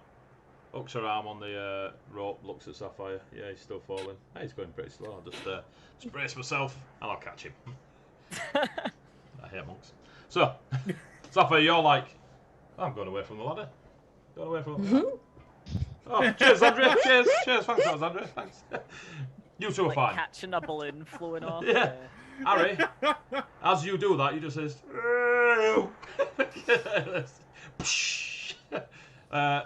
Kess, do you try and catch Harry? Yeah. Dex check to see if you can have the opportunity. See if your reactions are fast enough. Need to save his dragon husband. It's just straight dex check, yeah. Yeah, just see if I give you the chance to catch him. 22. I don't normally do this, but I think it's funny. Yeah, roll a strength check. Perfect. Grimstark, going to use the one with the light numbers so I can read it better. 21. Boom. You catch Harry immediately. As soon as Harry goes, like, gripped, you immediately push Harry back onto the rope ladder, and it's kind of just swinging ever so gently. Thank you. And you all begin to climb the rope ladder. It goes up about 50, maybe 60 feet. The waterfall rushing now. When you go a few, maybe 10, 15 feet on it, the water's no longer hitting you, and it's going over you. So you're now totally behind the rope ladder, behind the waterfall and the rope ladder. And it goes up, and there is almost as if somebody's hacked away with a pickaxe or other stoneworking tools to create a bit of a small platform that allows you to then step up on the dry side of the waterfall. You pull yourselves up onto this maybe single person, like I said, platform, and you can see that if Sapphire was to stand up on his tiptoes, he'd poke his head out of the hole and see whatever it is above the waterfall. So I will allow you to attempt that if you wish, or just bundle off the rope ladder. Get Harry, you're first. What do you do when you get to the platform? There's no space to have other people on there with you. You can either leap, Assassin's Creed style, Tomb Raider style, to the lake below, or you can just climb out onto the top or wherever this waterfall's coming We'll over the try edge. and climb out to the top. Cool. It's not high. It's like 7 feet, like the height of the hole. You pull yourself up and you climb onto the top. You climb onto the top, and before you see. You expected to see the river that was the source of the waterfall, but instead it seems the waterfall's coming straight out of beneath your feet. You kind of feel the rumbling on your feet, and that source of water is wherever you are now, under you. Where you are stood, Minecraft physics, love it. where you are stood now is the same crazy paving, tiled floor that stretches out. And you see small pools of water raising up on the floor, and there are ruined walls of a building that may or may not have stood. That's very hard to tell with what's left.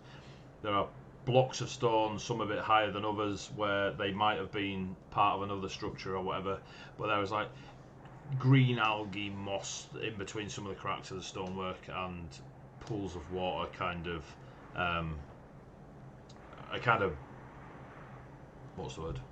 a kind of present in certain areas. Diagonally across from you, you see. Do you see? That's up to you, my guy. I've just done a line of sight thing. Oh, jeez. Yeah, you see Nikolai stood next to two large stone circular pillars, and behind him, what appears to be a little bit of a platform, and then it slopes away, and there's a fair amount of noise of rushing water and heavy water that you can't tell is whether the waterfall or over by Nikolai, but there seems to be this waterfall noise. The Nikolai you see is very akin to the one. You'll have to ignore the token because it is not Nikolai. It's the same little bit of tub, greying flashes of grey in the jet black hair. It's your boy. It appears to be Nikolai of your realm, and he is currently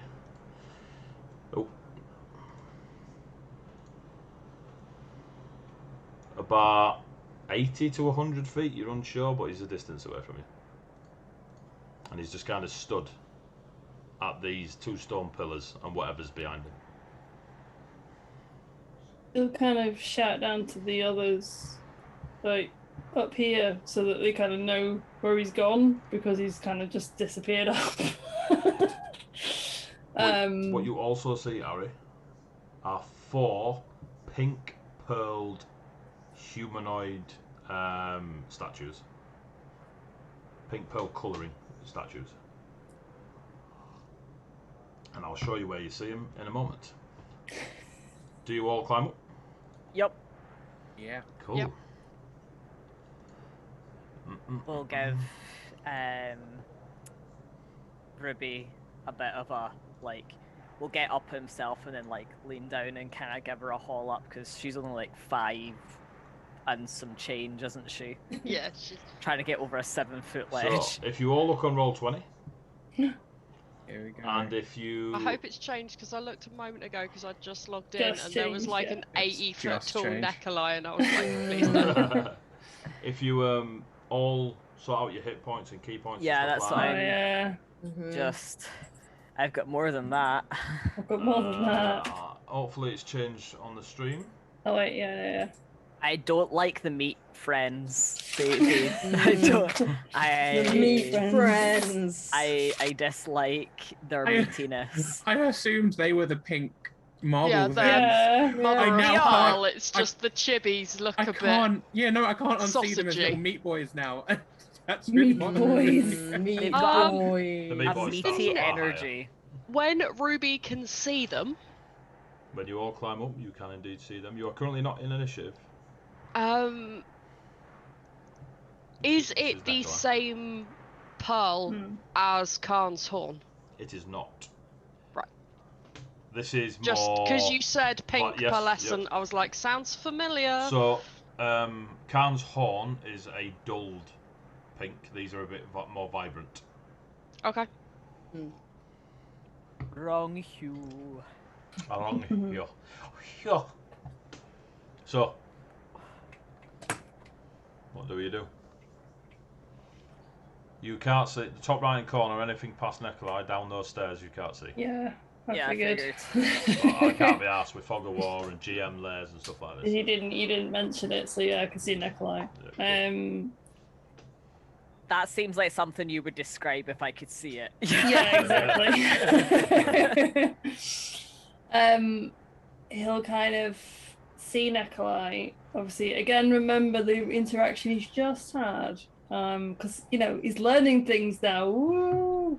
Oh, character development. I know, It's only right? taken I'm like, 48 sessions. I know! He will kind of shout out and be like, Necroli?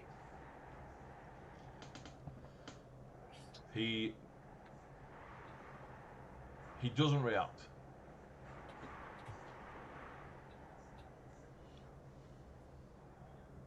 He doesn't even look your way. He's kind of just moving backwards and forwards.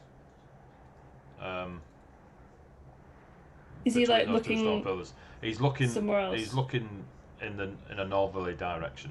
He's right? Okay. He is perceiving something that you cannot. Perceiving something that I cannot see. Yes. Yes. Actions happen. Yes. Actions happen unless you are not aware of. Ari will start moving towards him, but he does not like look at these statues. You said obviously these are like pools of water and algae and stuff that are kind of on the floor at the moment. Can he kind of move through them, or would they be too deep? 2 seconds.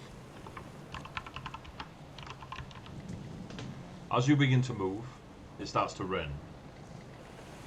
You hear the creaking of ships, like the ropes and the wooden planks. And it feels akin to when you were at sea for that moment long ago, when you sailed round on the Oaken Bear and the Raven's Wing, I think it was Whale. called. Oaken whale. Oaken Whale. What did I say? You called it You the said Oaken Bear. Oaken Bear. Ah, the Oaken It's Bear is a The dwarven- Oaken Bears is a- and one of yeah. the other orbs. So, and you hear a gathering storm. The rumble of thunder. There are very, very small flashes of blue amongst dark grey clouds far up in the sky. and the vibrant pearl meat lads. They do have an unsettling tone and texture on the minis. But I'm happy, I'll just change the stats. You know what I mean? No. Veggie Bane! Lads, I don't like them. And they just seem to... They might be friends. They go from It's fine. statuesque to they just sort of their shoulders, arms move, and they become a bit more stood upright in posture. But they don't move from the spot they're in. So where did you move to, Ari? I asked whether I could move through like the kind of. The water you would consider as rough terrain, so it'd be hard to Okay. move them. Because So- it is deep enough that it'll be like knee deep, so you'd have to like. Yeah, trudge through yeah. it. So he'd probably like kind of skirt around the edge of it then. So he'd probably be more. So he's got 35 feet of movement generally. I've got no thingy on. 1 second. So like if he was to move kind of straight along, he'd just kind of be like to. I need to go back to the other one. Stupid person. He'd be like kind of there for like ish for now, and then kind of like skirting around the edge of that pond, and then kind of like be moving up towards Nikolai. But Cool. probably trying to avoid the statue thing. Probably be kind of like up to sort of here-ish, and then kind of go around it a little bit. But I'll pop him up to there for now, depending on how much he can move. You are all as free to move until I say stop. Okay, cool. We in can all which- put our rulers away. Stop.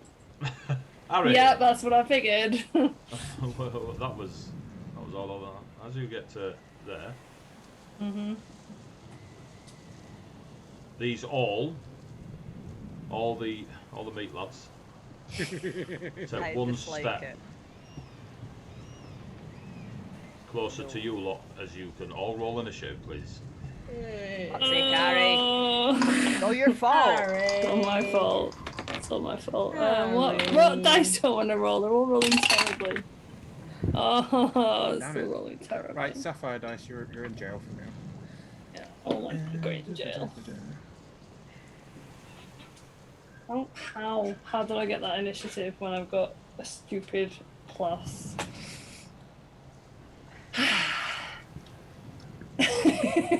Open quail, oats impale, yep, all of them. Sapphire, what did you get? Who's Sapphire? that? Sapphire. Oh, sorry, I just heard, what did you get? Sorry. I got an 11. Oh geez. Well, this Zandria. is the last fight we ever have. Dirty 20. Guess we on. 23. Oh man, if the monk's Just going so last, I'm gonna be sad. so sad. 23. Ruby. 25. Jeez, on your initiative? She's 18 got plus alert or 7. something. Ah, Yeah. yeah, Hasn't she? yeah, fair. Jesus, well played. Harry? 6. 17 Worst roll. with my plus 7. Quite I mean, you literally say the that, worst room. the monk. Yeah. Yeah. What do I need? I've just flicked through my spell cards and realised that I am not geared for combat. I have no support spells. I have no aggressive spells. Sucks to suck. Sucks to might- suck. Oh no, sorry, Oh. locate creature is a 4th level. I don't even have Ice Storm. Oh no. What a shame. You'll all survive then. Right, so as the storm gathers above you and whatever Ari did seems to have caused a reaction in the meat golems. Oh no. There's some homebrew right there. Ah, You see across the way, Ari, and the rest of you, Nikolai run down here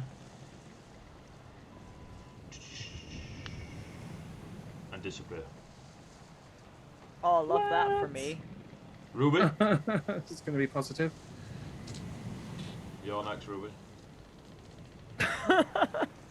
Ominous. What are you gonna do, Jeannie? I just need to check what something does. crying's a free action, remember? Yeah. We need to have that on a sticker. Yeah. Agreed. I think you've got being Alright. kind's a free action, haven't you? Yeah. Crying is also a free action. There's a list. 10-foot radius sphere. You're doing shatter. No. Alright. Centered on the second meat lad up. So This you've got one? one in the bottom No, right not there. me. That's him. That's him, because he's nice and far away. What's from the range of the spell? 90 feet. You are well within range. Oh, you are out of range. Oh, That's... oh, range. Ow. Okay, what Move about... forward. Move 2 forward steps. 1 square and you're in range. I move forward There about 5 feet, you are now within range. and I've been interested to try this. Oh I cast God. Confusion on the 10-foot sphere centered on the indicated meat lad.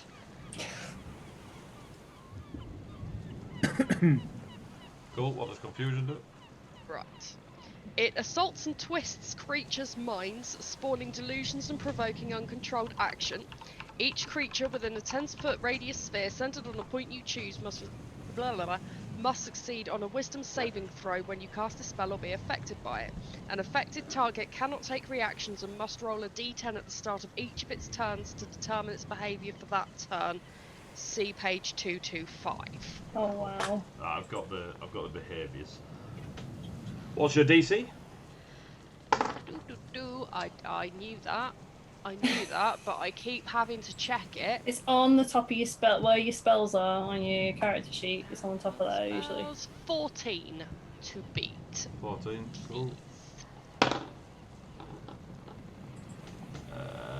Please work, because I've got 1 4th level spell slot left. How can we signify that? We'll do this. There you go. You cast confusion. There is a brief moment of almost jade-coloured mist that sort of manifests around Meatman number 2. And it appears to drop its head a little bit. You feel the success of the spell. You also feel that it pulled at another, but they seem to resist it. Ah. Hmm. Is that your go? You still got movement? You still got a bonus action? Yeah, that's it for now. Guess yeah. you are. I have been working out my movement, as you can see from the repeated playing around with the thing. So I can take my 40 to here, Okay. and then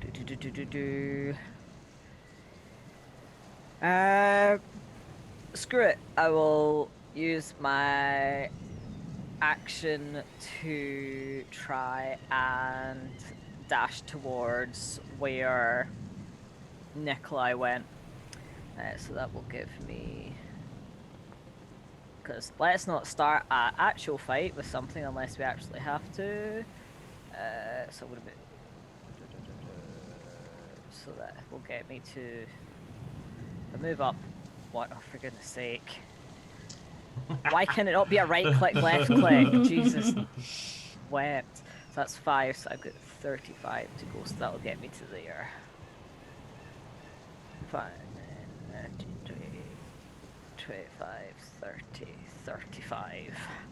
Can you give me 2 perception checks, please? I can indeed. That is 17 and a 19.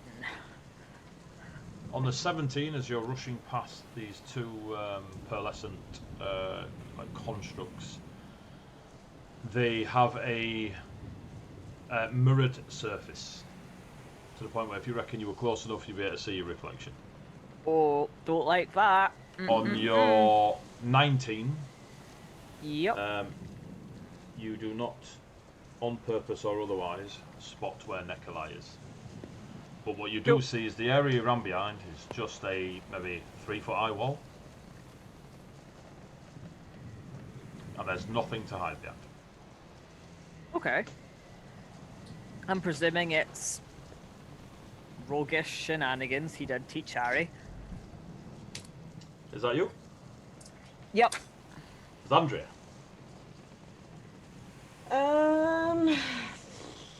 Don't know what the fuck these things are doing. My work here is done. So I'm just gonna do nothing. No. Ooh, do I prepare myself for a potential beating and waste a spell to protect?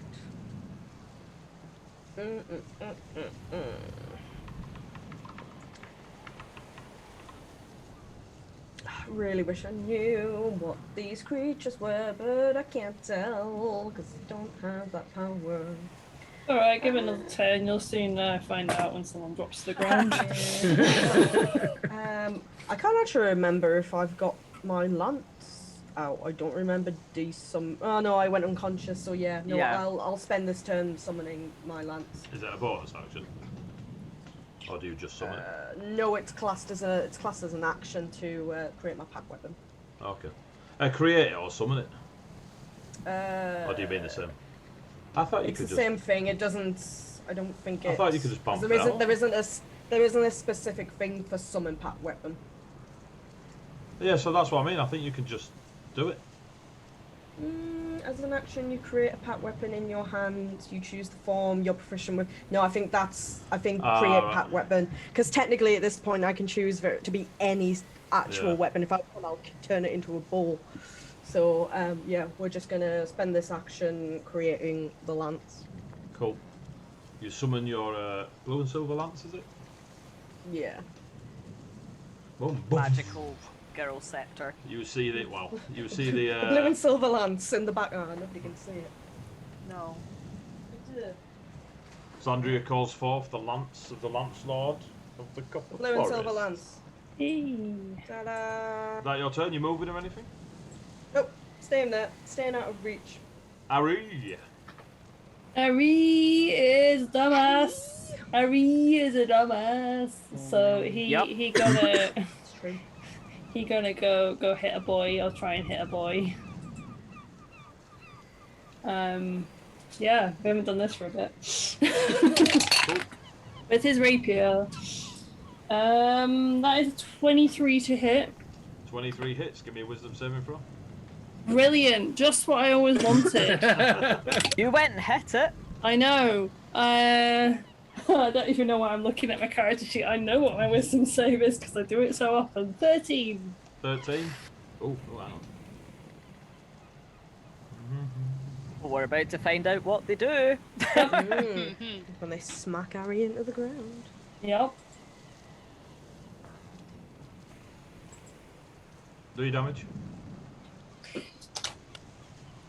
Sneaky, sneaky. Sneaky, sneaky. And D8. Why the hell am I forgetting that? Because I'm nervous now. I'm like, oh no. 10, 11. 17 points of damage. Oh wait, 17 plus, hang on. Plus 6. Oh, well, there you go then.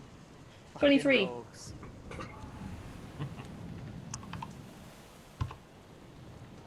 As you run over and rapier out, and you stab into it, you hear a shattering noise. And on hitting it, You know that sword you just named? Go on, Neil. on hitting it, the storm gets heavier, louder, closer, rolling thunder above, the odd crack of lightning, and you hear a shattering noise as if glass has just been destroyed, like at your feet. Give me a perception check. Don't trust any of my dice now. 19. In the mirrored reflection of these pearlescent golems, for a very brief second, you see the image of Stefan stood behind you in pain. When you turn around, he's not there.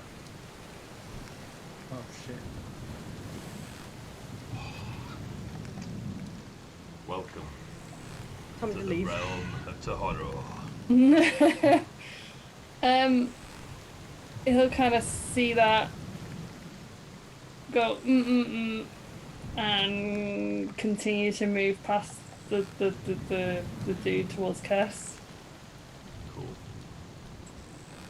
I got 20 feet of movement left, 15, so it'll be like kind of kitey with Cass.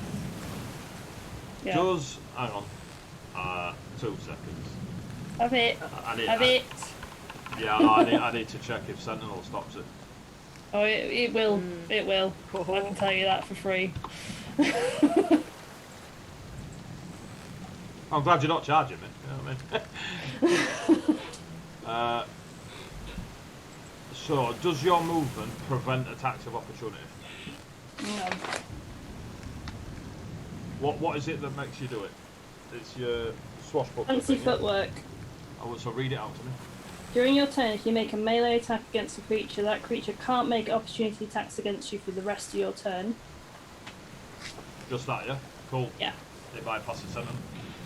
Sentinel is you've got to hit with an opportunity attack, but if you don't provoke one, I don't get to do it. Right, okay, fair. Well played, swashbuckler. He wanted to keep moving. I was like, he's going to hit him on the way past. He don't even swing at you.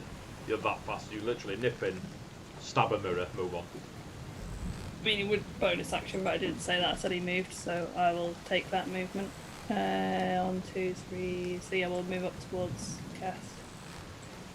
The square next to Cass would be where he is, but he just wants to put me on that section. You got any bonus action? I mean, I wanted to stab, but I already said I moved, so. Cool. Give me a perception check. Tease.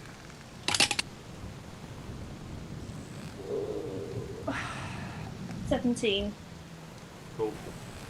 You see nothing untoward.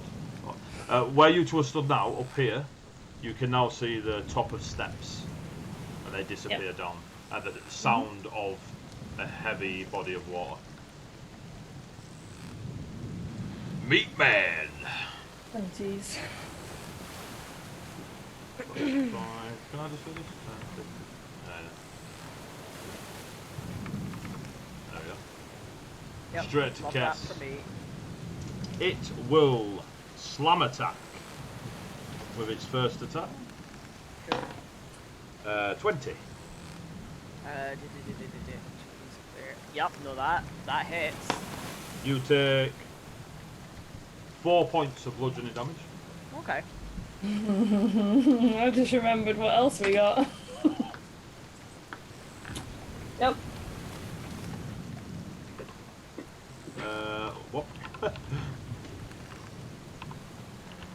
Soulbound.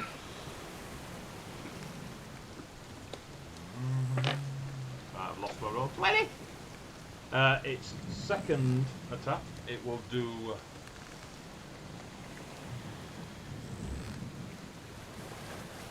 Gaze of Echoes. Don't like that. Give me a wisdom saving throw. Come on, wisdom boy. Okay, I hope this is fine, because if it isn't fine, then we all fucked. That is 21. You are fine. Thank God. The glass sort of effect on your arm, you feel it tighten and crack, and you hear the cracking of glass. Oh. But you feel it's an attack from within, and you kind of steady yourself, concentrate, and buffer it away. Meat Man number 2. Don't like that. Don't like that at all.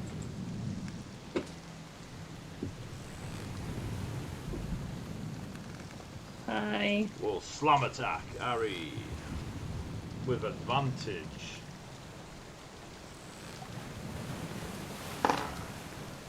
That's a nat 20. Uncanny dodge. Right.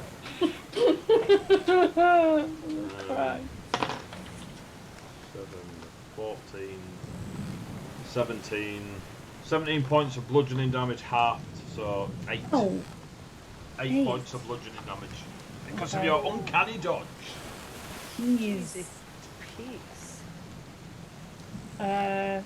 Addition. That. Okay, cool. Uh-oh. Can you... A dot. It will hit you again. Yeah. It'll just slam you again. Can't do that again. 23. Or can I? Hang on. No. No, once per turn. Yeah. 23 hits, yes. And I'm pretty sure it's your reaction to do, but you'll have to check. It is my reaction to And do that. that's 6 points of bludgeoning. Bye, health. Off you go. Meat Man, number 3. Confused. Let me bring up confusion, because I can roll. Confusion spells. Do you want to roll a d10, Ruby? Tell me what number you got. Which ones are the 10s? The one with Oh the no, 10 that one says One's 40 on all- it, so that'll be a percentile. I know that's the right one. That is a 3. 3, 2, 6. The creature doesn't move or take actions this turn. As it is confused. Meat Man, number 4. What's my number Where 4? is Oh, he's down there. On the bottom. 5, 10, 5, 10, 15, 20, 25, 30. Sapphire! Okay, so moving. What did you say? The water has an effect.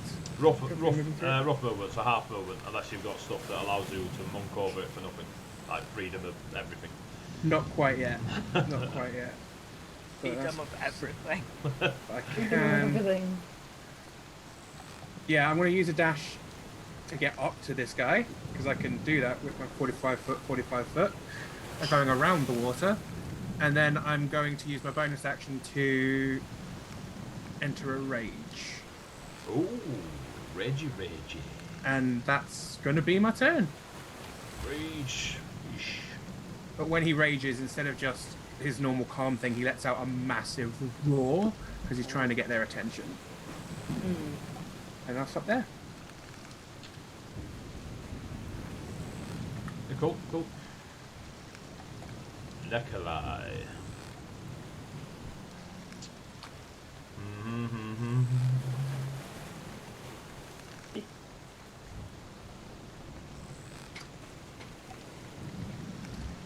Nikolai.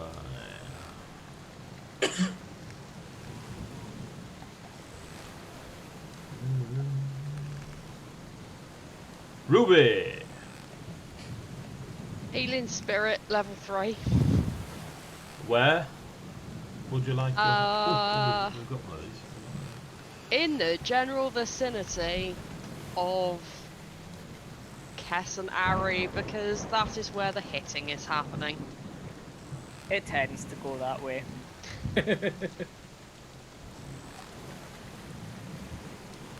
Where's my wolf?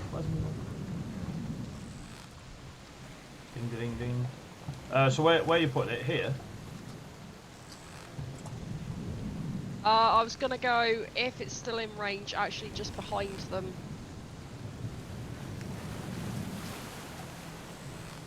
I'm not sure how to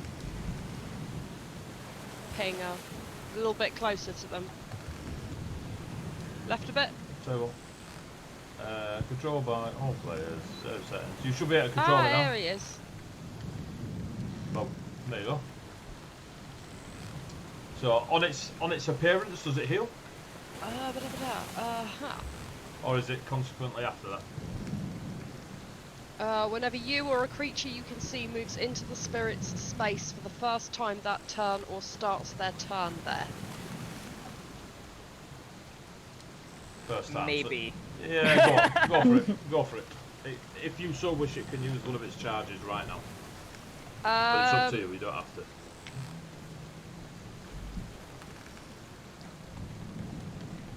it was Kess that got hit twice, wasn't it?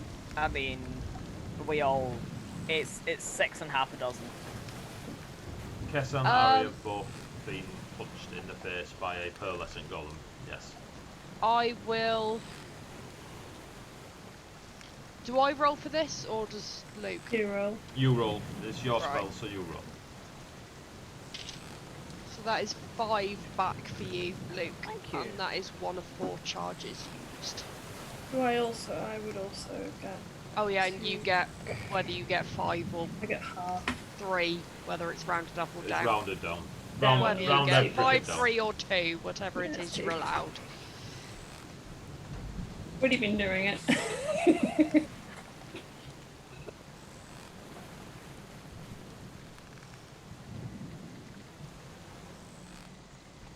Thank you.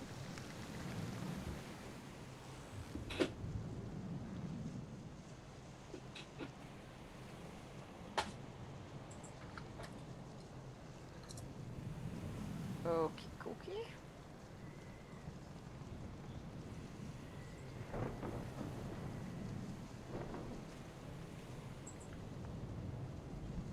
Is that you No, done? but You doing anything else, Ruby? No, that's my action, I think, is casting that spell. Cool. Guess we on? I guess I'm gonna do what I tend to and beat it with swords. Go for the one that hit me. That is. Oh, jeez, it's been so long. 24 to hit. Oh, yeah. Give me a wisdom saving throw and do your damage. Let me know which is which. Yeah. 72! So damage is 8, and wisdom save is, what's my wisdom save? Sorry, just having to hop between. Yeah, no worries. Is wisdom save is +2, so 19 on the wisdom save. 19. Yep.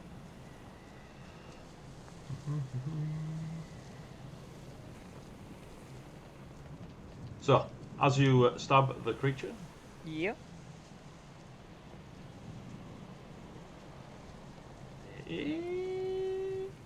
as you stab the creature, your scimitar, when you slash across it with your scimitar, you hear the shattering of glass. The storm above you becomes more vibrant and audible, and you see the reflection of Stefan behind you in pain. But when you turn, you just see the healing spirit of Ruby. You got anything else? What he's going to do is then shout that they have a connection to Stefan and try to just hoof it again in the direction of where Nikolai went. So 5, 10, Do you have? 20, 25. Do you prevent attacks of opportunity? You do, don't you? Because of the mobility Yes, thing. if I've hit. Oh, you do. Yeah. If I hit, then yes. Cool. If I do a slap, But you shouted that, yeah? There is yeah. no sign of Nikolai.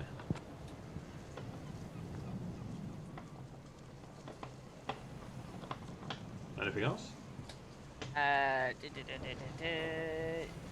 think that's going to be it for now. Yeah, that's going to be it. Zandria. Hello.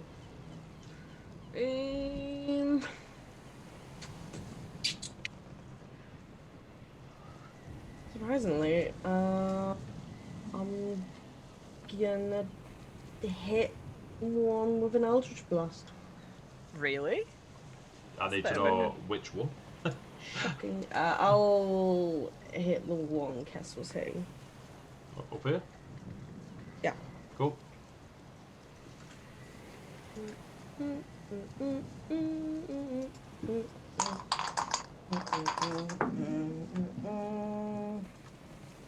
23 to hit. 23 hits.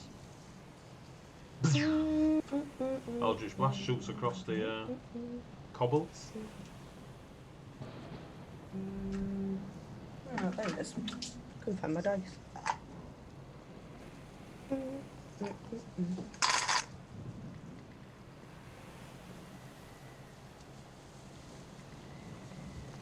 Uh, 16. 16 points of damage. And roll a d6, please.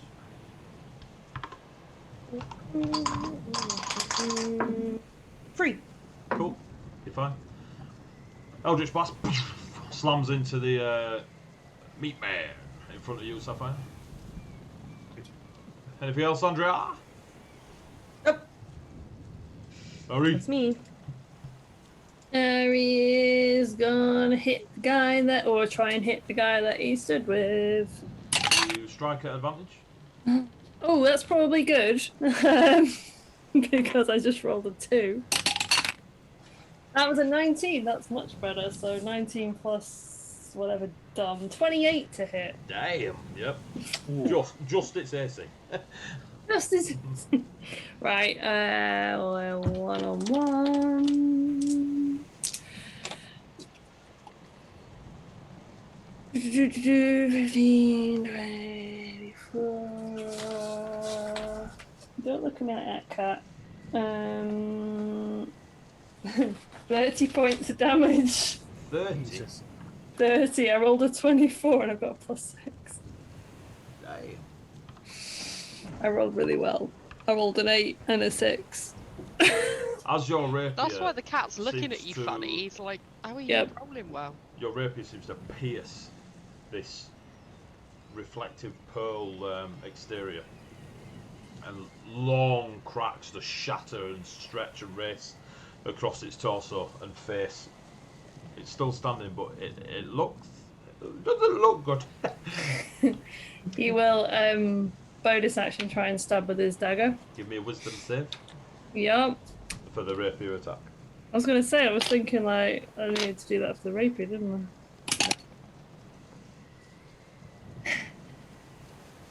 I might take a reroll, guys. Go for it. Do it. Go for it. We've got 3 left. I rolled it. No, we've got 4 left. Oh, do we? Okay, Yeah. we should start using these. Didn't do any good, so that's an 8. 8 on your wisdom saving throw. Yeah, that's with me re-rolling it. You sure you don't want another? We've got 15 minutes left and 4 left, so Or 3 now. 3 now, but oh my god. Apparently I'm going to take another one. Oh, that's better. Flipping heck, 18. 18? Yes. Yep. You're fine. I'll get rid of that symbol.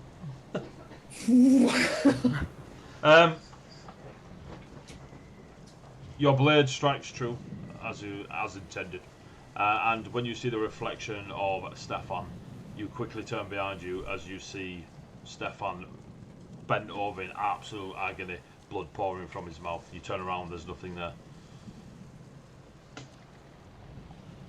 Anything else?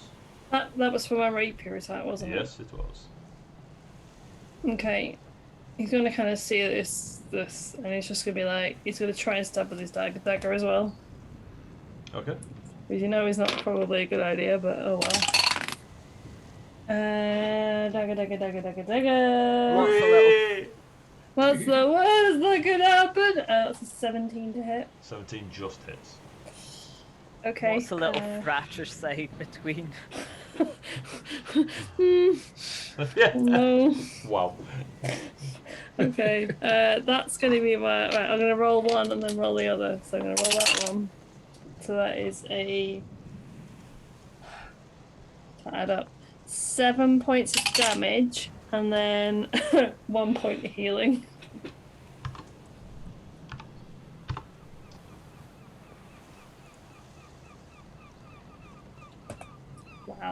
Wow. You almost completely single-handedly destroy this pearlescent reflective golem. It shatters into chunks of shiny pearl-like rock, jagged and unsmooth, just a pile of it on the floor. there is a high-pitched scream of absolute agony from somewhere northward. Northward. Can you give me a wisdom saving throw, please? On that strike. Yep. I'll just wait for that.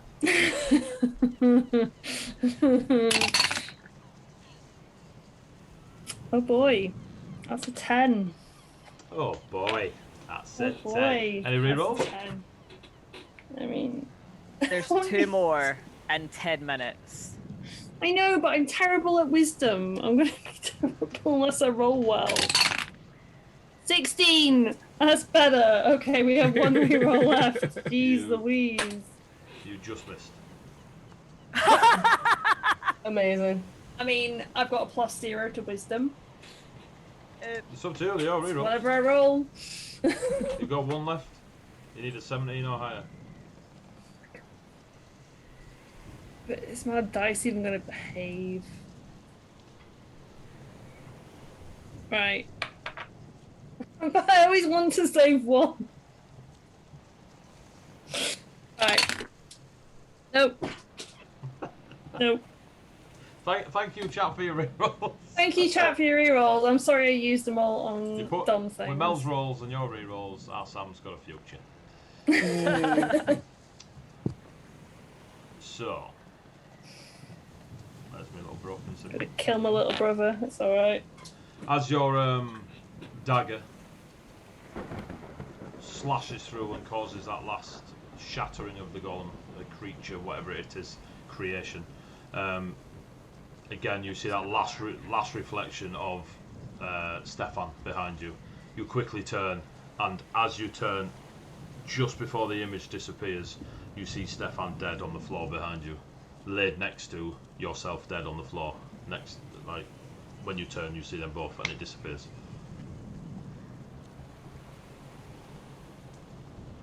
Meat Man.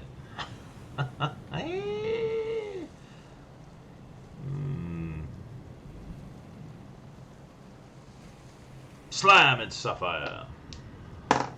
Oh, Bring it. 22. Yeah, that'll hit. You take 7 points of bludgeoning, half to 3. Yeah. And it will do Gaze of Echoes upon you. Give me a wisdom saving throw, please. Hit. Also, the switch targets. Ding, ding, ding, ding. That's better. 15. 15, you are 2 shot. Oh, no. No, not in Gaze of Echoes. Okay, good. No, you're fine. Okay.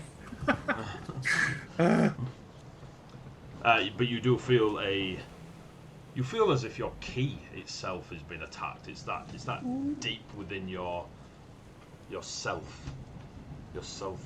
awareness. You're still raging, aren't you? Slam, Yep. yes, right, that's its turn. Meat Man number 2 dead. Let's get rid of you. Meat Man number 3. He's confused. How long does this last? Confusion. Duration up to 1 minute.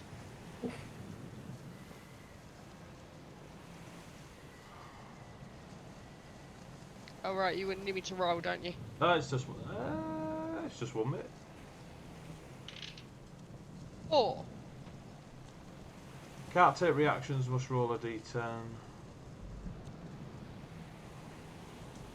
At the end of each of its turn, it gets to make a wisdom saving throw. So the end of end of its last turn, it got a 13. What? Your DC's a 14, isn't it? 14, Cool. So yeah. it's still confused for this turn. So what did you get? Sorry. A 4. 4. Creature doesn't move or take actions. At the end of its turn, it gets a save. 13. 2 13s in a row. It's still confused for another 8 rounds unless it saves. Do you know, for keeping one of them incapacitated and not seeing reflections of people in pain or dead, I'm so far enjoying confusion. Meat Man number 4.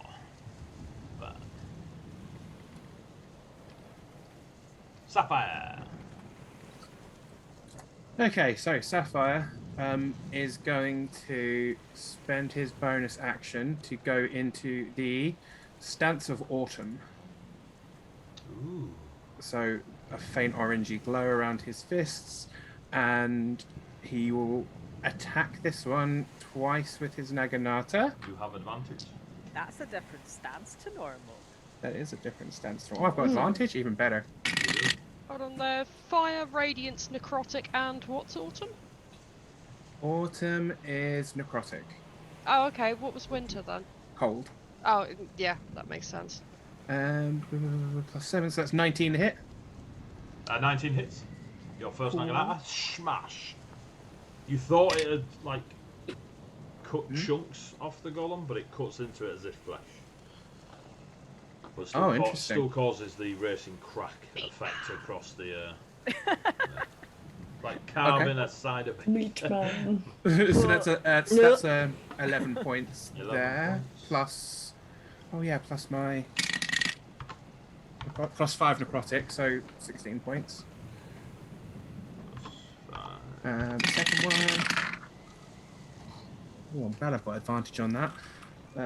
Because that was a nat 1 and a 17, so that will be 17 24. Hits. All right, cool. Yeah. 24 hits. So that's 5 plus 4, 9. I don't get to do that a second time. So that's 9 points of damage that time, and I will use Autumn's aspect, spend a key point, and I will have him lose 2 AC for a round. Woo! Nice. Do you ever forget that monks just do 8,000 things on a turn? Yeah, give it's me- like... That's why I like, Give me you know, cast haste on the monk, go for a cup of tea. Give me a wisdom saving throw for his first strike. Okay. That one's not bad. What is my wisdom? Oh, that's a dirty 20. You are fine. Wisdom saving throw for the second one. Yeah. That is a 7. Oh no! Rolls left, I used a lot. I'm sorry. That's okay. You, That's what they're there for. as you're striking this thing, you see again the reflective image of Stefan behind you in great pain. For you to only notice that there is nobody behind you.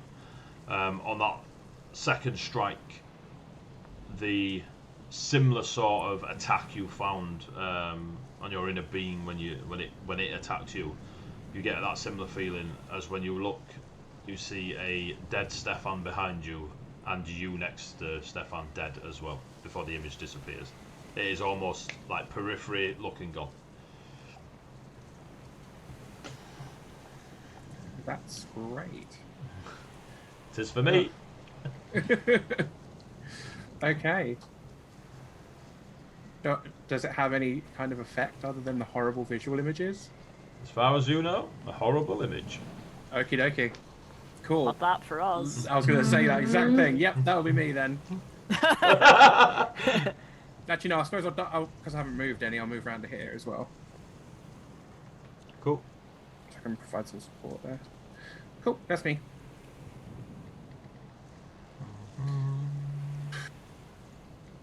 Nakalai. Da-da-da-da-da-da. This is when I get sneak attacked and just like 49 points of damage. All gone. Oh boy. Ruby. Direct the dog to Ari. Well, I say direct the dog to Ari. I direct the dog to use a healing charge on Ari. Let's say it's not got a long way to go. Yeah. So, Ari, you can have 8 points of damage. 8 points of damage? Damage! No, the other one. Cannibal Find out. Ruby. Sorry, Thank it's quite you. late. The other one. Sure. You Ari's can been have 8 undead points all of along. whatever it is I'm supposed to give you. The 6-blade Cannibal Ruby. And Cass, you can have 4. Yeah. Much appreciated, thank you. So that's two healing it's done, and it's got 4 in total, hasn't it? Yeah. Yeah, so we'll just say it's got 2 left. There you go. It'd be easier if I did this. Nope. Yes, he's a good boy. He's a good boy. Gives me some good healies. So that's your bonus action to do that?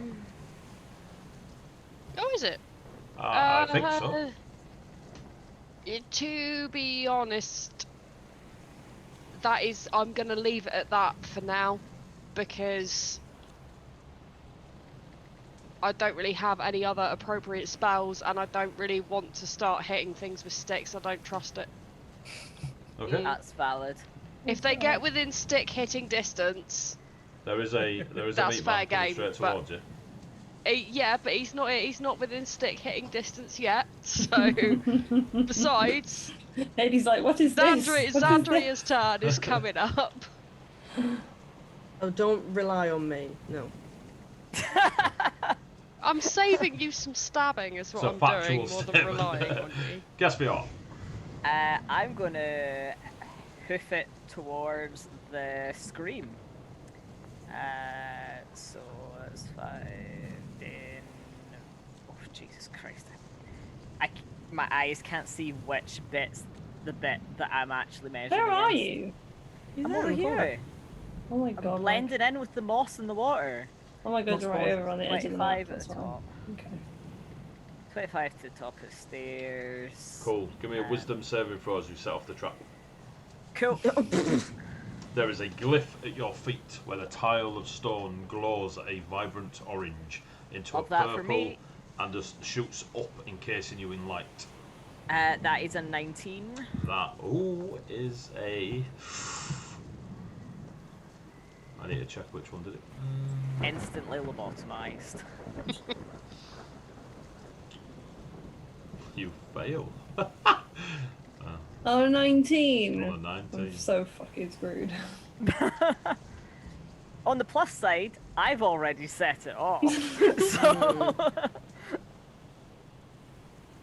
You are held love that for me. in a almost paralyzed-like state. But what you do see is 3 Stephans. Oh. Oh. Stood at the bottom of the stairs, a ocean reaching out far beyond the limitations of the map. This ocean stretches out. You do not see any landmass from where you stand, simply that from these steps and the cliffs around you, there is an ocean before you.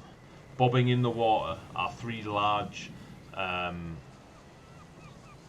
steeds, their head just above the water, akin to that of a horse, and every now and then as they slip and splash, you see the long, thick fishtails that they have, and they are just in the water, moving around. The 3 Stephans at the bottom of the stairs, one of them clearly in the water, the other 2 on the edges about to join them in the water, are the 3 that you saw in the taverns or around the tavern scenes, with the burnt fiery orange robe, the like cocoa bean coloured robe, and this Parma violet purple robe on the right hand side. All 3 Stephans have a book open. All 3 Stephans are whispering words of an arcane nature, of which you are. Oh, you are a sorcerer now, and you have Yes. abilities. Give me an Arcana check.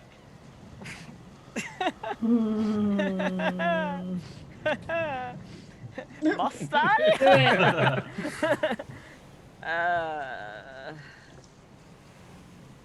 You know what? That's not bad for an idiot. That's 18. Due to your link with the Ivory Dragon from the Tathrin, you are aware that the 3 of them are doing some sort of spell from the School of Conjuring. And this one, so I'll mark it. Which one? Can I move back 1 square but say I'm still there? It's just because my circles block out everything. Okay. That's actually going on. So you're like, there's people here, and I'm like, is that under red circle or blue circle? You shouldn't have any circles. I have circles. I took them off. Why you got circles? I have circles. It's where my health and goblins Oh, are. right, when you click on right. it, yeah. If you click off it, they go away. Okay. So, you... Oh, so they do. Yeah. I'm just permanently clicked on. Yeah, I see now if you put them there, it just looks stuff. Yeah, cool. Okay. The cocoa bean robe, there are cracks and lines of red all over Stefan's face and where you see the flesh of his hands from his robe. And they don't look like lines, cracked lines that you would see on normally a fleshy face. They look like something glass or ice-like or something that would, yes. Some shenanigans are of shattering, yes. And they don't look too healthy. However, they are still continuing their conjuring spell with the other two Stefans. Okay. They care not that their glyph went off and that you are now held. So that'll be your turn. Sandria.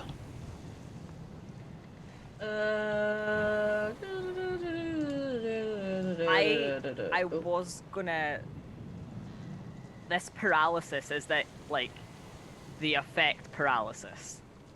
Yeah. Or am I just unable to move forward? You are paralysed. You, like, Okay, you can't cool. speak, you can't move. Yeah, you Cool. are Rightio. yeah, restrained, as it were. Okay. Zandria. Good. Okay. Bonus action, Misty Step to here. There. And then... Can't remember if I need to go there or there with my pole. You'd think I'd know this by now with my Two pole squares. arm, whether If it's in 2 squares. So if you're here, and it's in 2 squares, 1, 2, you can reach it. That's fine. That's good. That's all I need then. In that case, I'm going to attack Meatman Beat man. with my lance. Nat 20. Hit. Nat 20. We take the pictures of the nat 20s. What do I roll? Your dice. I do roll my dice. It's a D12. It is this one. Wait. God, so, oh gosh. D12 and a Da-da-da-da. D8 is this one. The meat man. So that is 12, so double it, so 24 points of piercing damage and 8 points of flame damage. You destroy this pearlescent golem. And you hit it with melee, so can you give me a wisdom 7 for this? And I have wisdom out of the wazoo. I have wisdom out of the wazoo, 21.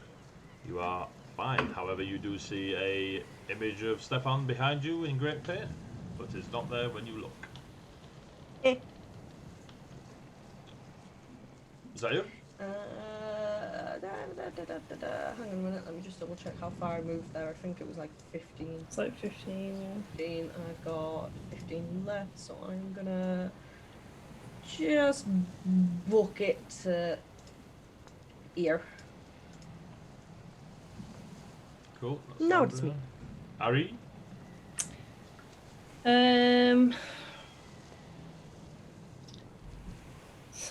So I saw Stefan dead behind me, but there's not actually anything there when I turn around. Right, okay, cool. Correct. Brilliant, just what I always wanted. Can I use my action to see if I can perceive Nikolai? You can. We will try. We will try. 18. Unfortunately, above all, the storm that's going on and the fact that by the first time you've seen him, you haven't seen him since, you've no idea where Nikolai is or isn't. That is fair. How far is it to... Yes. Cass shouted out, didn't he? They didn't shout out about that bit. Okay. Nope, because I can't do Nope, anything. you can't do anything. Which ruined my plan. He wouldn't have. All he sees is Cass stood at the top of the steps. That's all he sees. Yeah. I mean, he's very obviously not moving. His hair, his stance, nothing. Right. Cass is Okay. like statue rigid. And you You're saw kind him of- encased in a arcane light. Right, that's why I was kind of like, would he know any You better? are very aware that he stepped on something that then covered him in magical light, Right. and now he's not Okay. moving at all. And you are a rogue and aware of such things. Yeah, he'll try and move up to Castan and see, kind of like to the side, maybe? To there? Cool.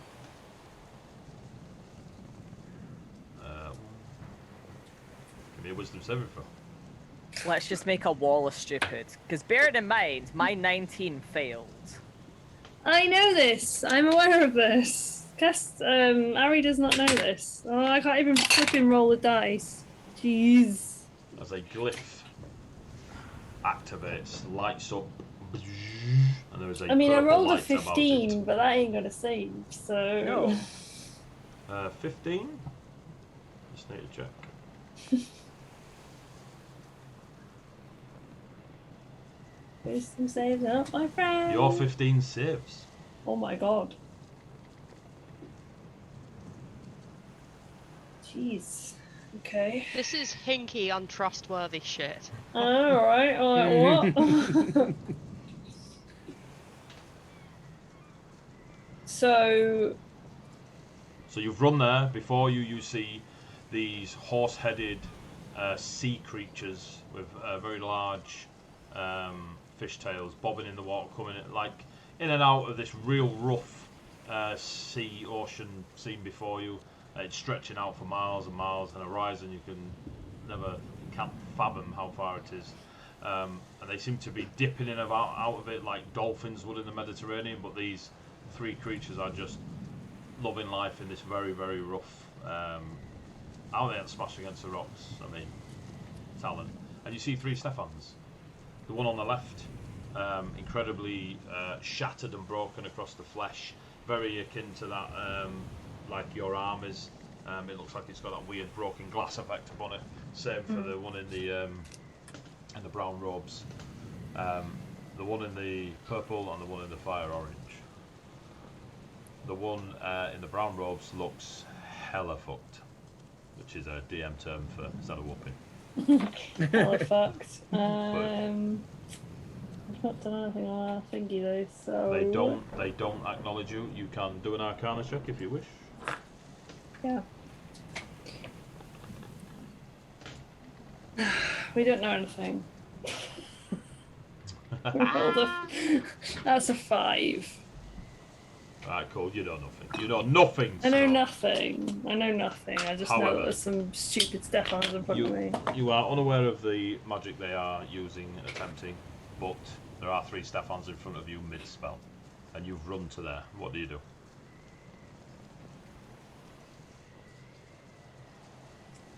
I mean, all I have left is a bonus action. So... Because you tried to perceive Nikolai, yeah. Yeah. So I can't really do anything. So I'm like... It'll kind of like look at them and go, I know I can do something, but... Screaming's a free action. I'm just going to say, they are seeming to be concentrating on a spell. No, but I not on a can't 5. bonus action Not on a 5. attack them because I haven't hit with my main action. He will reach out to Kess and cast Healing Word. Cool. the Your whole- 60-foot range spell, you stand next to it. I know, but it's a bonus action, okay? I can do... I've only got one spell as a bonus action. I don't know why I'm looking on that. Okay, 1d4 plus my ability modifier, which I have no idea about. 6, apparently. Okay, so you get 8 points of healing back.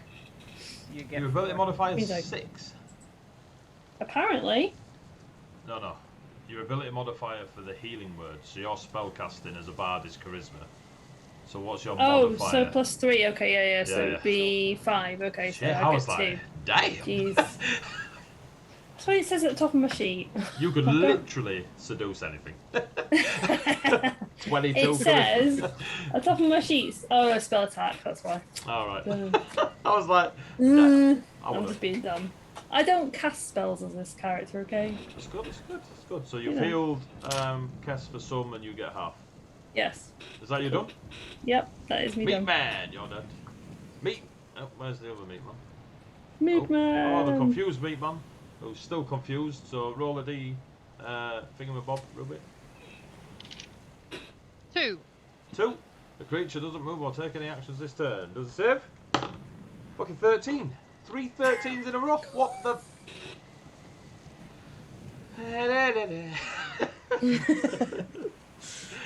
You need to send in more dice like this, No. guys. Meat man. Look, it ain't helping me none. It ain't helping me none either. Ruby. The pearl reflective golem creature raises its big chunky hand and punches you in the face. For that 20. Oh boy. I feel like that's a little bit like karma. 25 points of bludgeoning damage. Oh. Wow. That's karma. Karma for the confusion. Gaze of Echoes. I just left it there.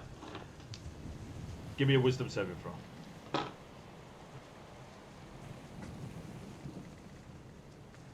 Dirty 20. Cool. Is for you.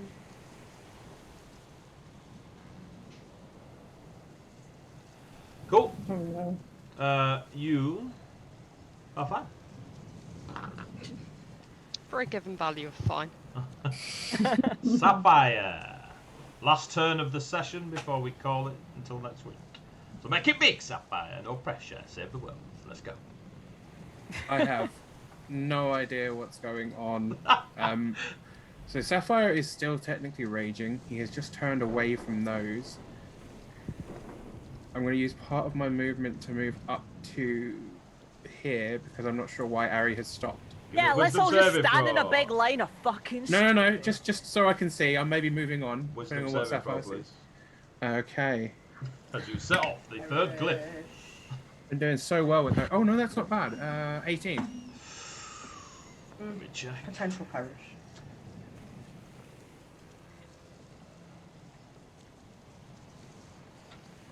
Passes. Okay. A glyph goes off beneath your feet. Similar, you've seen both Kesfield and Ari set off these lovely lights, and you're just like, cool, I'm a kitty cat, give me a light. I mean, Ari was dumb enough to And you run see into it before just you by being the alone. exact same scene. The 3 Stephans, the seahorse creatures, the ocean stretching out. The sea is rough, the storm above you. Give me an Arcana check.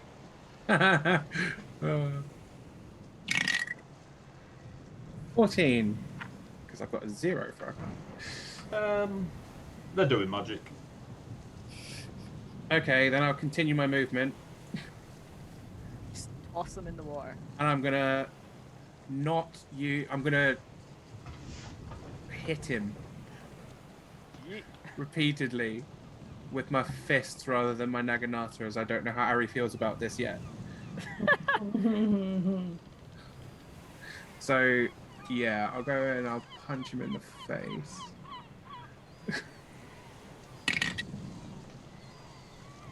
11 plus 7, so 18.